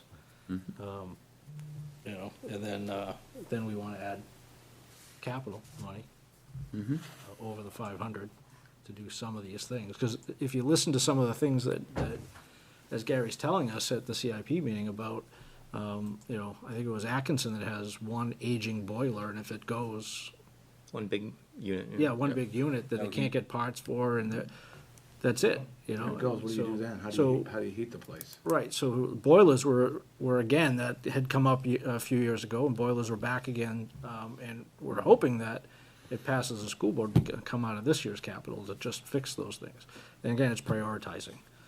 So as we're looking at the CIP, which we don't, again, one meeting we've had, and it was this past week, and we have another meeting on Monday. There's nothing locked in at CIP right now. Things were taken out that were deemed critical by the school board members there, that should be taken a priority right now. So once those are done, we'll have to wait until the school board meeting to find out if those are going to be, because if not, they have to come back to CIP. But our next meeting is Monday before the school board meeting, so we won't even know at that meeting where we are. May. Well, I mean, we won't Yeah, know. forget I it. wonder what the cost of the Officially. boiler is for Atkinson. I mean, is that our number one priority in CIP right now? Hold on, before you leave, do you know roughly the cost of the boiler? I'm sorry, where? In Atkinson? Atkinson Academy. I think we're, Is it two? we were around two, we're taking out one, because that's the only source of heat. Right, so, and if that fails, that building's out. So my plan is to take out a $4 million BTU boiler and put in for $1 million. So if one of those goes down, you still have three running. Yeah, so you can make it up. So That was like- the estimated cost is about roughly between 225, somewhere in there. Yeah. Okay, good enough. Nothing. Thank Maybe, and I've got people coming out, trying to give me better numbers. So I might have something for Monday I night. like to plan 4 boilers, that makes sense. So having just the one, that's insane. It matches what the other Yeah. buildings have. That's insane. That's risky. Jeez. You know, you've Well, got that's- multiple boilers in every building except for Atkinson. And it's such a big unit, you have to do exactly Rigging that. is- You yeah. can't just bring in like another supplementary, you have to take it out and set up a system. You can fail over and be okay. Peter? Should we kind of take some personal time and think about these things? That's where I'm going with this, because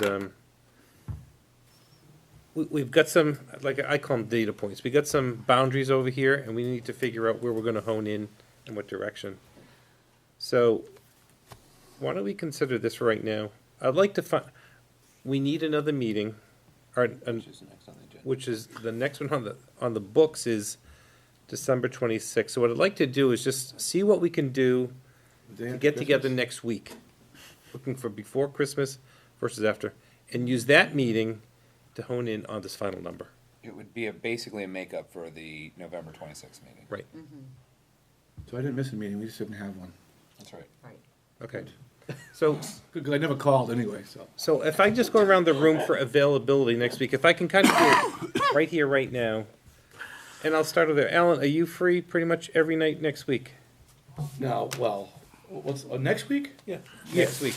Yes, not Christmas week, yes. Next week, yes. Phil, how about yourself? Affirmative. So you would be good, Peter? Every night except Tuesday. So let me just, Alan? Tuesday it is. Thanks, Yeah, let's do Phil. Tuesday. Appreciate that. Hold on. Alan's good. Why don't we talk, before we do that, Michael, Yeah. why don't we see what Jeff's availability is, because I believe it's only Tuesday night, right? Jeff is Yes. only Tuesday. And that's not even, yes, So it's not even like full. that's how that would have to work. So they can do Tuesdays. Peter, Any you, day but Tuesday. so Peter's out on Tuesday. Brian? Kathy's on. I'm available except for Thursday. So Brian can do Tuesday. Tuesday is, probably my only day too, so yes. That's good. Can we meet earlier too? Hold on. Okay, I'm sorry. I can do Tuesday. Just spitballing. Julie? I would be, I would probably not be available. I'd be here very late. All right, so we got Julie and Peter are out. David? Not Monday, possibly Tuesday. Can you refine that possibly? I'll call you. I Okay. have to check, I have to check with something else. John? I will be on a business trip, but I could do it on the phone. Kathy? Kathy? Is Kathy still there? Kathy, you there?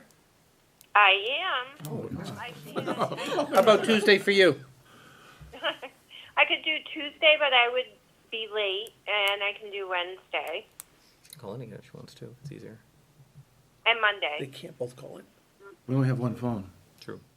No, and also I think by law, only one can call in. Oh, really? I thought we had two in one time. No, I'm pretty sure the RSA says only one can come in electronically.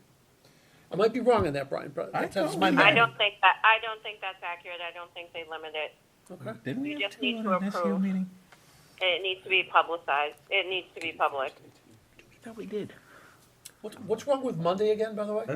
CIP Jeff, meeting. Jeff can't be here. Well, no, the room's not available. CIP meeting. Okay. Doesn't have, whoa, hold Well, on. it doesn't have to be It doesn't here. have to be in this room, Jeff. The meeting's at 6 for CIP. I can't be at both meetings. Okay, so here's my next question. I'm just asking it. Just one Good guy. point. Bear with me, with no disrespect. Do we need to have Jeff at this next meeting? If it's really us honing in on a number? Yeah.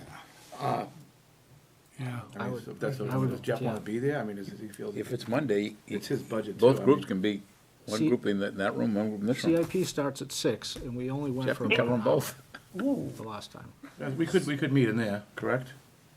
So you only go for an hour? Down with a number, not. No, I think they're gonna be running a little longer than that. I would tend to think that. You just said an hour.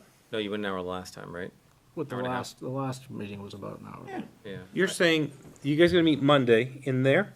No. We could. We could. There was only a half dozen of us. There was 8 of us. It's not recorded, it's not. And what if we did a 7:30 start, gave them 6 to 6, 7:30, and we did a 7:30 I start? was looking for an earlier start, but that's all right. I'm flexible. That would be Monday. Alan, so you'd be good Monday? I could Phil's do good Monday, Monday? sir. I could do Monday at 7:30. Peter's good Monday? Brian? Sure. So we're around there, I'm good Monday, 7:30 is the number too? but you're not.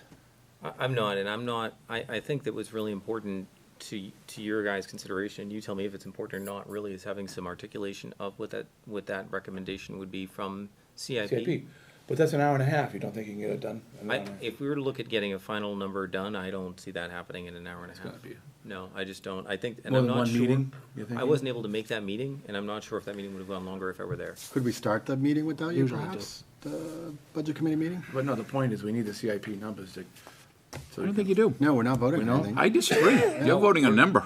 Either way, we are earmarking $1.5 million. Exactly. That's one. Or not. So it's irregardless of what's on the CIP, really. I mean, Okay. we're gonna try to trim, and if we can all agree that some of these other things were CIP related, we can them certainly try into to the CIP. say we want that to be part of the CIP, but really, I think what we're gonna try to do is go on our own time and then meet up and try to go line for line. This is and what we figure wanna out do. where we can try to trim down. But the question is, where is the superintendent and the CFO? You guys were, I know it's only been a week, but that was the mission. Earl turned to you and said, I guess we gotta find $1 million. They're the better source to find it Right. than the school board or the budget committee. They would know better than us. Well, I think part of the consideration here is how is the 1.5 additional in capital being treated? And I think that it's important to see what's on that CIP, because you may be able to individually understand what your communities will support. And if that CIP comes out and you say, look, this is all stuff that's well identified, it seems to be well priced. If I said, look, yep, difference between the two budgets is $1.5 million, here's the plan for $2 million in work. And the work looks good, projects look good, this is stuff we need to get done. This is where we would be if we didn't lose the bond in the first place, except now we're getting stuff done instead of spending money on debt service. But half of that, but 500 of that 2 million though looks like it's earmarked for repair and maintenance though, right? Yeah, it's already in, I mean, it But would Jeff, be- right now you're at 2.5 million though. What do you mean?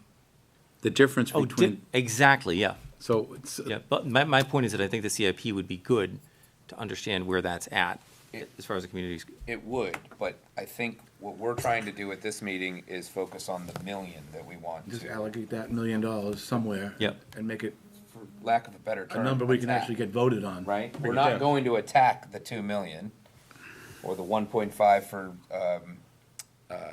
construction and the 5 for maintenance and repair. We are gonna try to attack the other million and see where we can try to agree as a committee to trend this down, right? So you wanna get down to like 73.6 is what you're saying, 73.8 would be the, 74.1. what is that, sir? 74.1. 74 you wanna be. Yeah. That puts you $1.5 million above the default. Yes. Right. Which is a total of about 2 million, right? 500 that's already in the default. I have Yeah, a number of plus another 73,680. 1.5. Right, but who's saying, we wanna get this number to 74.1. Yeah, That's exactly. what I'm saying. 74 one. Exactly what I'm saying. Without touching the 2 million that's earmarked for. We're talking like a million's a lot, though. We have 108,000 lined up right there that you could squeeze into other projects. I mean, we're the old days where you come into a meeting and we have, you know, a million a meeting. Like buying a used car. I'm not gonna pay $75 million for that car. Oh, but- Go back to your Oh, manager. that's a lot of car. That's a lot of car. That's a nice car for 75 million. Because of our time constraints, I think the best thing to do is, if we can agree on a number to accept, once that number's accepted, whatever it is, so if it's 1.5 million, once that's earmarked there, the CIP is gonna define what those are. We don't have to define them, which ones here. We're gonna tell the. Not for sc- this meeting. No. We do need to know that and get on board with it so that we can sell it. Absolutely. Right? Absolutely. The school board more, because Them. they're the ones that are gonna earmark and say, okay, we just picked up 1.5 million, we're gonna prioritize and spend that money here. But we're presenting together with them in the Yes, pack, and we yes, need yeah. to come in as a unified front Yes. and say, here's why there's the disparity between the default and the proposed, and it's for X, Y, and Z. Right. And this is why it's needed, and this is why we all support it, right? So if, yes, and so when the CIP prioritizes that list, and we're all in agreement, that is Yes, our Right. common selling plan. right, but that's irrelevant for next week's meeting. Really, Right. we're focusing on a whole nother million that we need to try to squeeze out. Considering that there was virtually no new information from what you told me last week. Yeah, so some of the challenges at the CIP is, because we haven't had a facility director or somebody looking at that, there are items on there that there's been turnover at the schools as far as principals. Those principals, some of those items were put on by old principals, the new principals don't want them.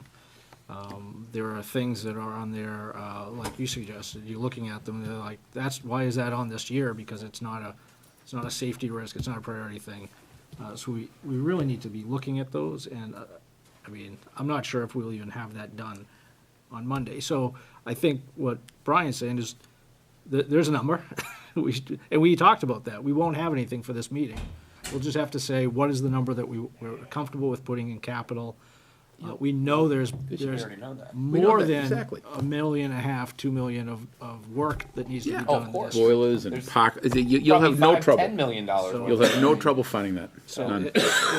Last time I looked at it, it was like in 40 million You'll over have- the next 10 years. There you go. You'll have no trouble finding it. And Yeah. public hearing is January 16th, so we have to have this done, when does the budget have to be January 15th posted? isn't that, oh, Jesus. Before. Week for before? public Is it a week before the public I hearing? think I would think, well, I would think January 9th. I would hearing. say. By the 9th, so we have until the 9th, we Not have Cancun, but less than a month, No, no, you know, and I'm talking vacations. right now, I mean, we It's have not solvable. one CIP meeting to try Okay. and wrap that up, I don't think it's gonna happen. So, Did the school board already instruct administration to find $1 million? Yes. Because I think that's probably the next plan that this board is gonna say, is instead of us trying to go through these lines, if I asked you and Dr. Metzler, where do you think the best way to find $1 million, I think it's in your hands. That would be in the best start. non-building. Yeah, by the way. Yeah, He knows, not- Dr. Metzler knows, he knows. Yeah. So we preserve the 1.5 that's in there, but to take out $1 million, not in the building. Could you get us a list? So, yes, no, I probably could, yeah. and what kind of time frame? We give them a number, so you get to that number. That's what we've done before in the past. Yeah. I You could- know, that's easier. A 5-minute meeting. So now you're making me eat my words. What about the good old days? You could find $1 million in a meeting. So, yeah, I can put, there's some areas that I'd be looking at right away, yeah. Which I've indicated as well in the budget. And Right.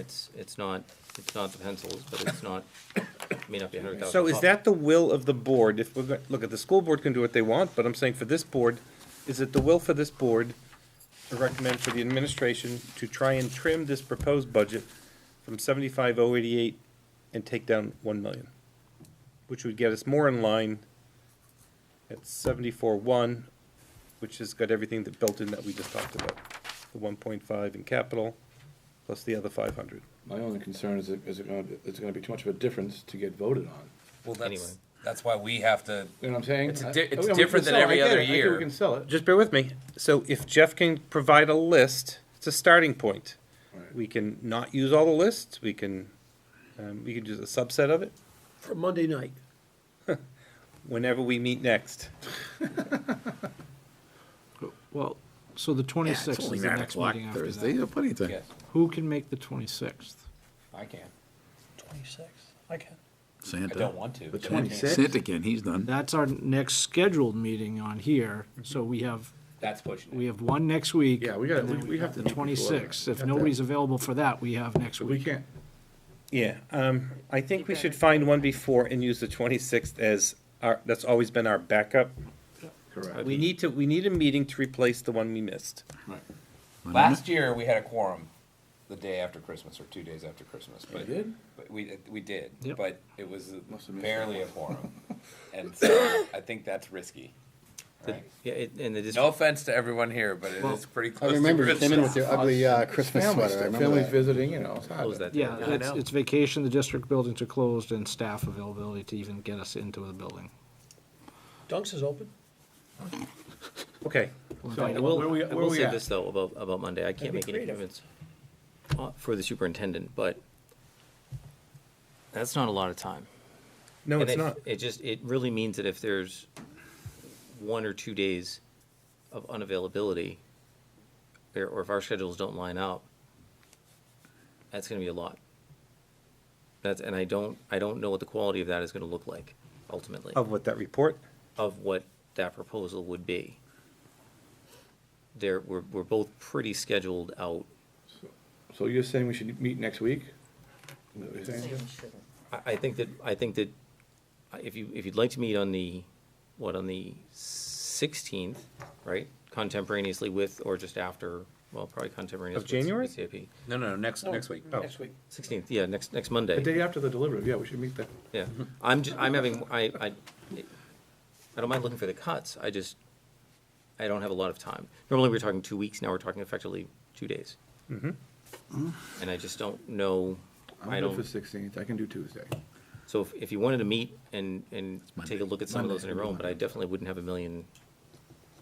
I wouldn't have 1 million then. I just can't see myself and the superintendent being able to line our schedules up long enough to be able to take a look at the budget in that way.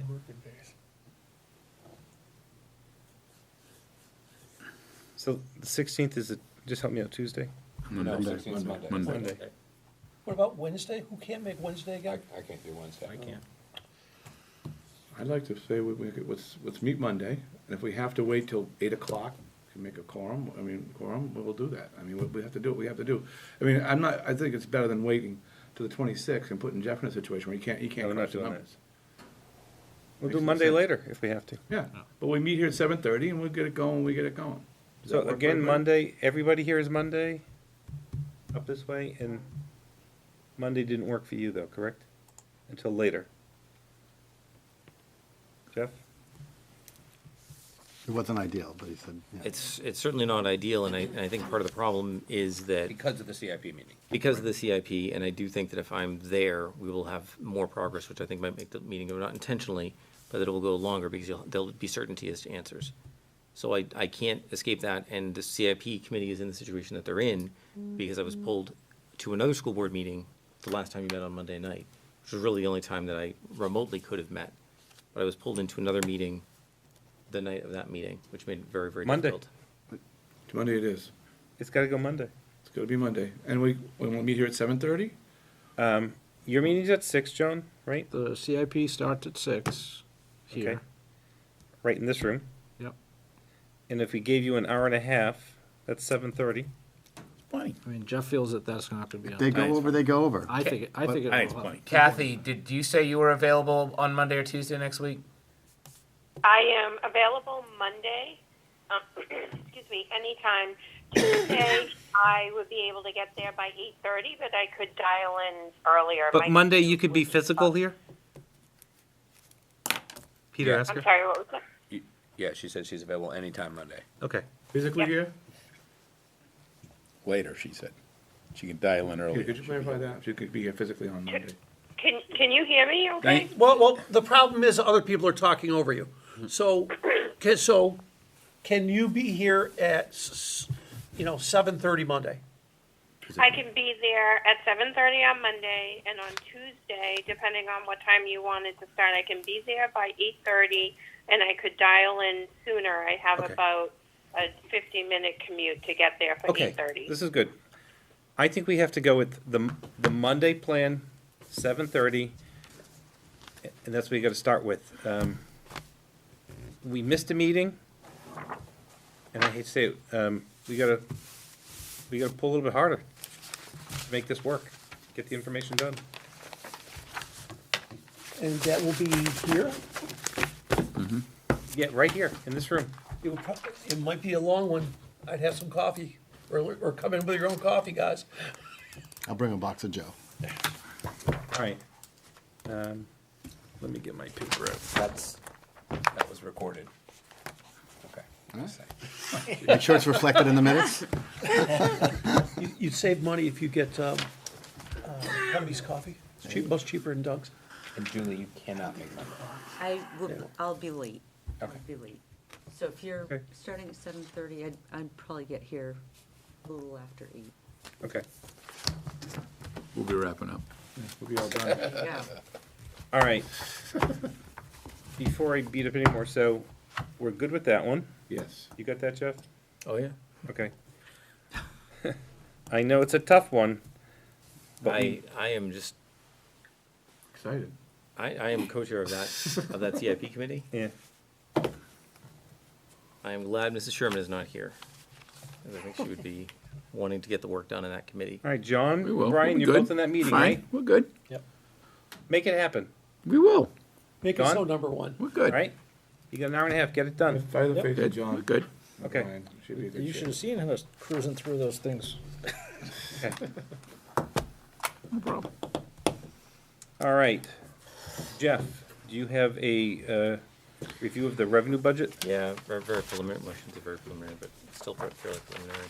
Tell us about all that revenue we're getting. I have two, if anybody wants to. To what? Two revenue. How do you, No, this No, is, no, no. Is it new sheets? revenue, not the current year. Oh, okay.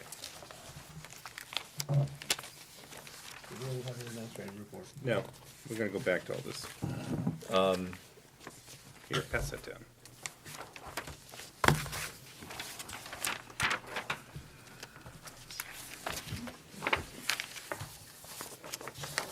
So this revenue really is, it is still, at this point, a slightly, I guess no time is ever good for predicting revenue that far out. The state doesn't even set revenue until usually September for the year anyway, so it's really just a little bit of a ballpark. So we come in unassigned fund balance at this point, 1.5 million. That really is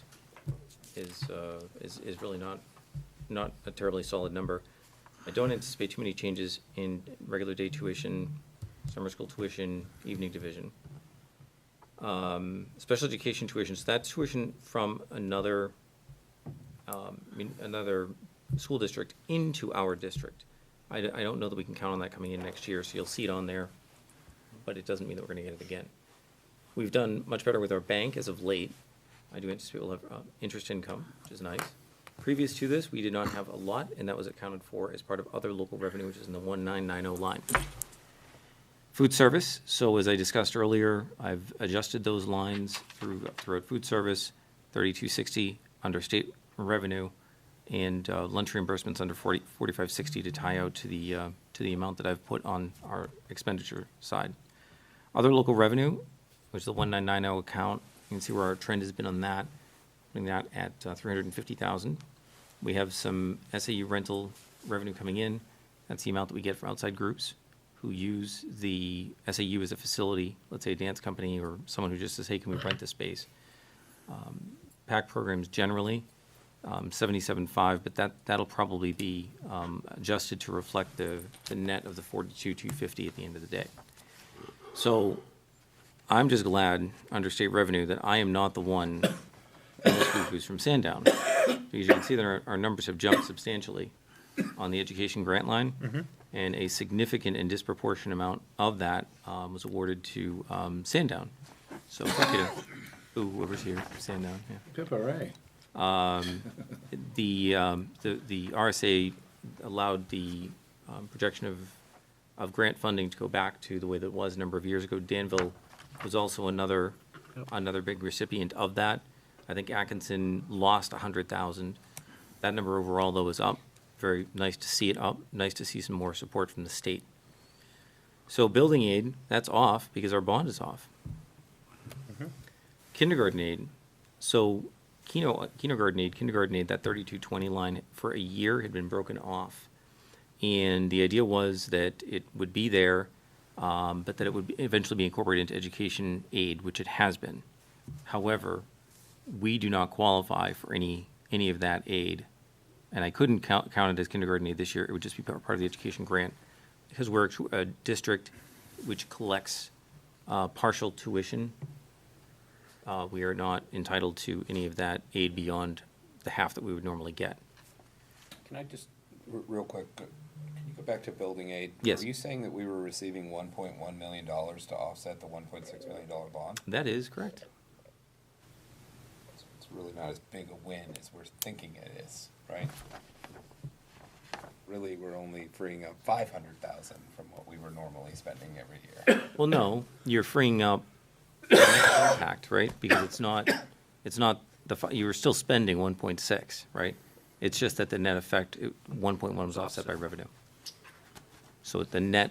But we lose revenue to offset. Correct. Are you trying to take the wind out of our sail? I'm just, What are you doing? I'm sitting there looking at like, okay, we got more money in education grant, but then the number's still less than last year, and that's why. Okay. Yeah, vocational-led transportation, child nutrition, catastrophic aid, no big changes there. Catastrophic aid, I'm really not sure what the outcome is going to be on that. I want to confirm those numbers a little bit more. It seems like a reasonable estimate. We have other miscellaneous state revenue, which may come in. State's been a little bit more generous with offering grants for different things, and I'd like to include a little bit of that in the budget in the event that we're able to utilize it. So federal revenue, we have federal projects, which I spoke about. That's an offset, lunch revenue. Medicaid, that's another one that 4580 line, I'm not feeling real good about our sustainability, even at 125 beyond next year. So I think that's a very cautious number. I don't even know that we're going to get to that. It does have an impact on our district, on our revenue. Department of Health and Human Services had undergone an audit of review, which found that they were too generous with their funding. The governor has taken some action on it. Problem with this line is that we're still providing services that we're required to provide, but we're no longer being reimbursed for the services from the federal government to the extent that we were in the first place. It's a big hit. It was a hit this year. If you'll see, it dropped right off 99,000 in 18-19. We did receive a vast chunk of additional revenue in the current fiscal year that I'm working with audit to perhaps recognize, but it's ongoing. It's not going to be in the $500,000 range that it had been in the past. So, and we have other miscellaneous revenue, federal grants, and that sort of thing that comes in as well. So you can see the revenue on the current 1920 budget. You'll see that 531 from the PAC warrant article from capital reserve. So you'll see that's why that 531 is on the expense side, and it's offset by revenue once it was voted. So it's a little difficult. If you go back and compare this budget, this revenue budget, to where we were, let's say, what was approved or reviewed by the board, what was approved by the voters was a 531, and I still consider that part of the budget, so I include that. So you can see the difference, total income, 17,178 versus current year income of 17,340. And you can see the difference in the district assessment estimated right now based on the current budget, 57,909 versus a current year budget assessment of 55,988. So that's what the revenue budget looks like. I expect that this will continue to be tweaked until we are ready to finalize it. I know we don't have a lot of time, but at this point in the year, every day, every week tends to give a little bit more insight, and I continue to review that to make sure that we can be as tight as possible on that. Thank you. I just want to share, go ahead, Julie. I just had a question, Jeff. Is there anyone on your staff, or is it you, who actually does some research and vetting out of what types of federal and state, like, grants might be available that could be pursued for any different issues, whether it's any kind of maintenance, repairs, window, it seems like a lot of times there are different things, and I know a lot of them have been cut back, but is there anyone who's on the lookout for these things? Well, it's interesting that you had mentioned that. When my former business operations coordinator was with the district, Tom Geary, Yep. he had secured, and I think the board approved, it was, I think, $250,000 from the state for some security enhancements. So right now, we are looking to fill that position again, and the purpose of that position is to be able to assist in identifying, applying for those types of grants. It's not just the application process, it's even setting up internally that can be just an absolute nightmare in terms of manpower. So I think going forward, as soon as I can get that role filled, we'll be able to take more advantage of it. We already have grants in the works currently that we're taking advantage of. We had a public hearing at the last school board meeting on that, and quite a bit of work has gone into in securing that grant that we have. So, but it's a great question, thank you for asking. But we are looking to fill that position. And again, we'll note that that building aid is on the horizon. Again, if you see what the state model had been previously, the state model 20 years ago would be to fund your project, right, by supplying you with assistance on your bond. Now the state's looking to perhaps, and we weren't the only ones, right? There are a whole lot that are expiring right about now. So the expenditure that the state's experiencing on those is going right down. So there's a lot of uncommitted funding that's going to be coming available. So if the state keeps appropriating the same amount to that line. So if that's the case, there's going to be a broader availability for building aid. How are they going to define that? Who gets it?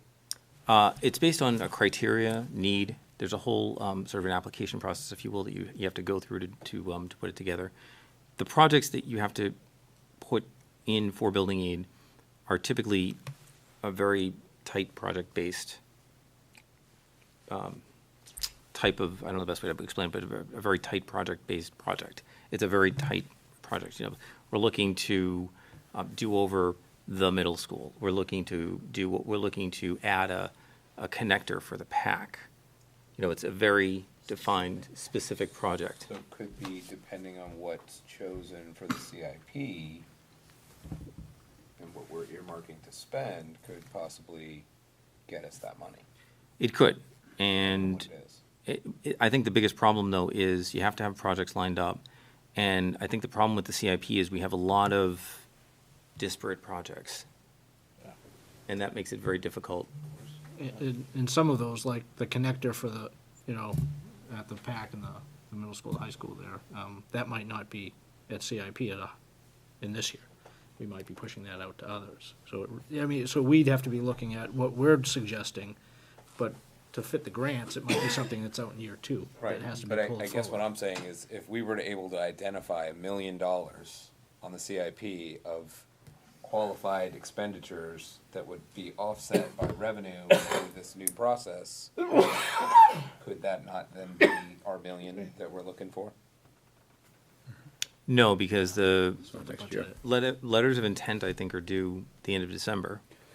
And, So it wouldn't hit this budget, it'd hit the next budget. well, and even if the funding is approved, if the funding is approved, project's approved, it doesn't get funded until July 1 of the year subsequent to, You have to put it in your budget, and then it gets offset by the revenue coming in. So you still have that million in your budget you Right. have to try and sell. But that's what we're doing anyway, though. No, but Good point. Yeah. Right? Doesn't your project have The to letter, be the shovel letter of ready, intent has to go by the end of December. aside from having it in the Start budget? typing. it has to be shovel-ready to the idea that when they're ready to fund it, you'll want to, not this fiscal year upcoming, but the one after that, you'd be wanting to go on it. We'd have to fill out the application to make that $1 million, which we can't do. And I, We don't know. well, and listen, anyone in the state's gonna tell you this is the problem with building aid. The towns that are able, and the districts that are able to apply for the building aid are the districts that have the ability to, A, project and plan these projects out, which costs money in itself, right? And those districts that actually have the wherewithal to get the projects passed. Because you're getting that project passed without the benefit, most of the time, of guarantee of building aid. If you're number one on the list, right, for next year, you may be able to go to your voters and say, hey, let's see if we can get this approved, we're number one on the list. We're sure to qualify. Right. Right? But if any of those factors change, so for example, if you have a project that's out there that you can't get approved by your voters, Right, i.e. default, and in our situation. Sure. Yeah. you kind of get bypassed right on the list. So building aid really is supposed to maybe benefit those towns that can't afford to do the work, but the ones that qualify for the aid are the ones that can afford to do the work, and they're the ones that get the projects passed. Absolutely. It's really a reimbursement, it's not gonna help you with the project, you have to pay for it upfront. Something not right with this. It's the New Hampshire advantage. Yeah, it really, and I don't want to say it fails at its essential purpose, but I think it's a known timing issue that you'd think that they'd be able to make a commitment, that this is the amount that we're able to contribute, that you could count on that as revenue. So at least if you have the expense in your budget, you can say, look, I'm able to offset it with revenue, at least to have the narrative to explain to the voters, but the certainty on getting it is just not there. And especially a community like ours, we're not the most needy community out there, right? We don't. Far from it. We're a 35 million, we're a 35% district. We would receive probably 35% in reimbursement.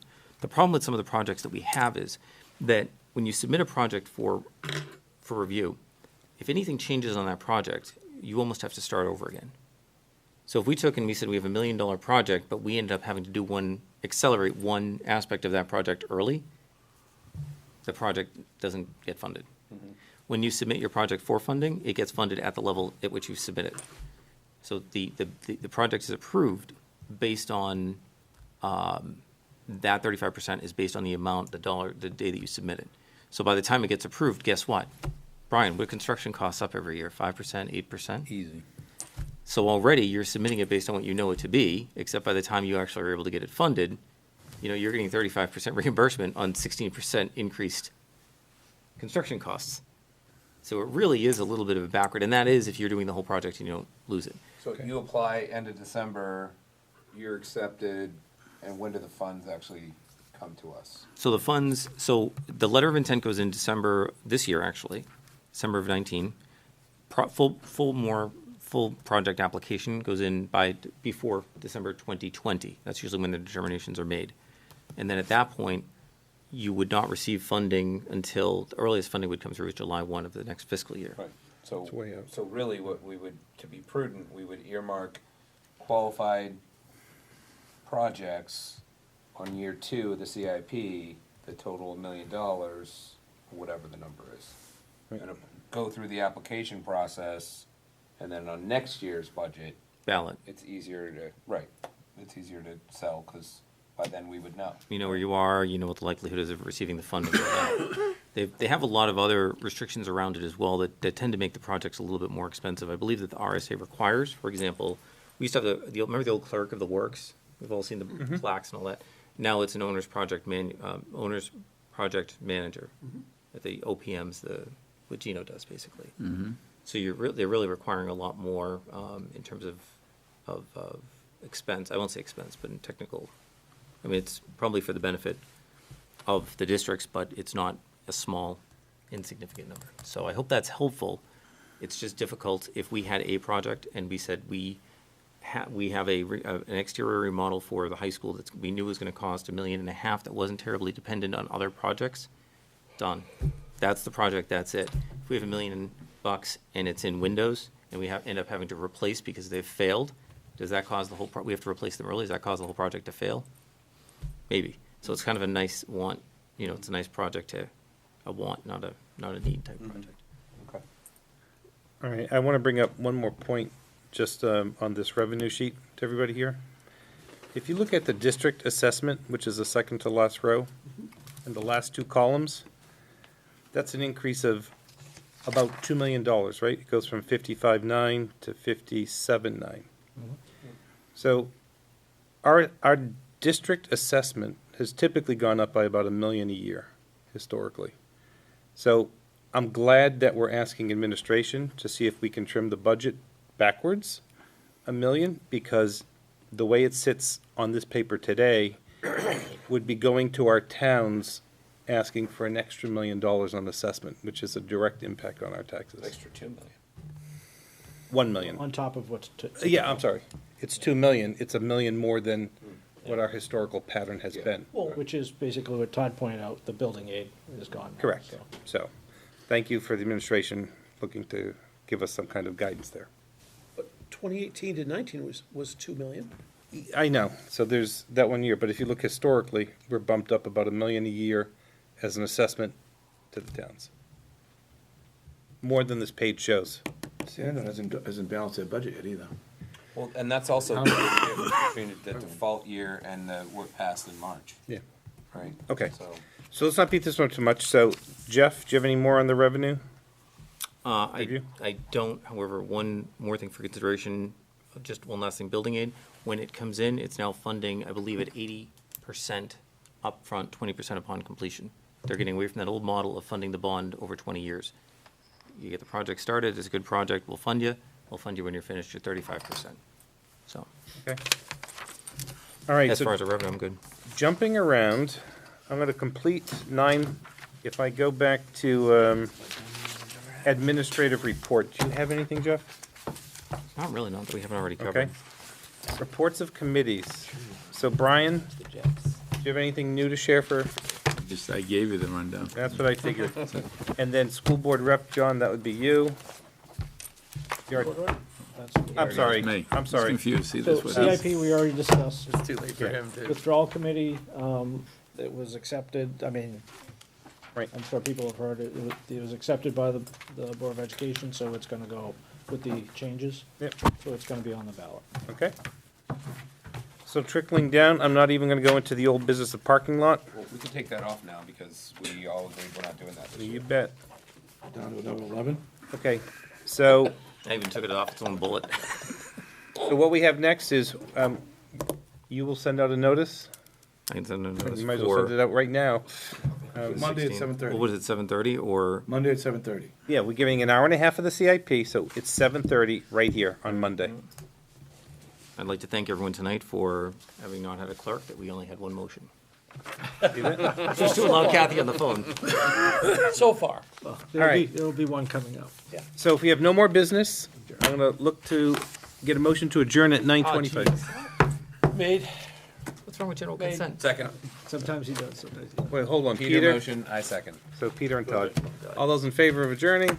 Yes. And unanimous. Yes. So too. Thank you, Yes, Kathy. thanks, Kathy. Unanimous. Good night, Kathy.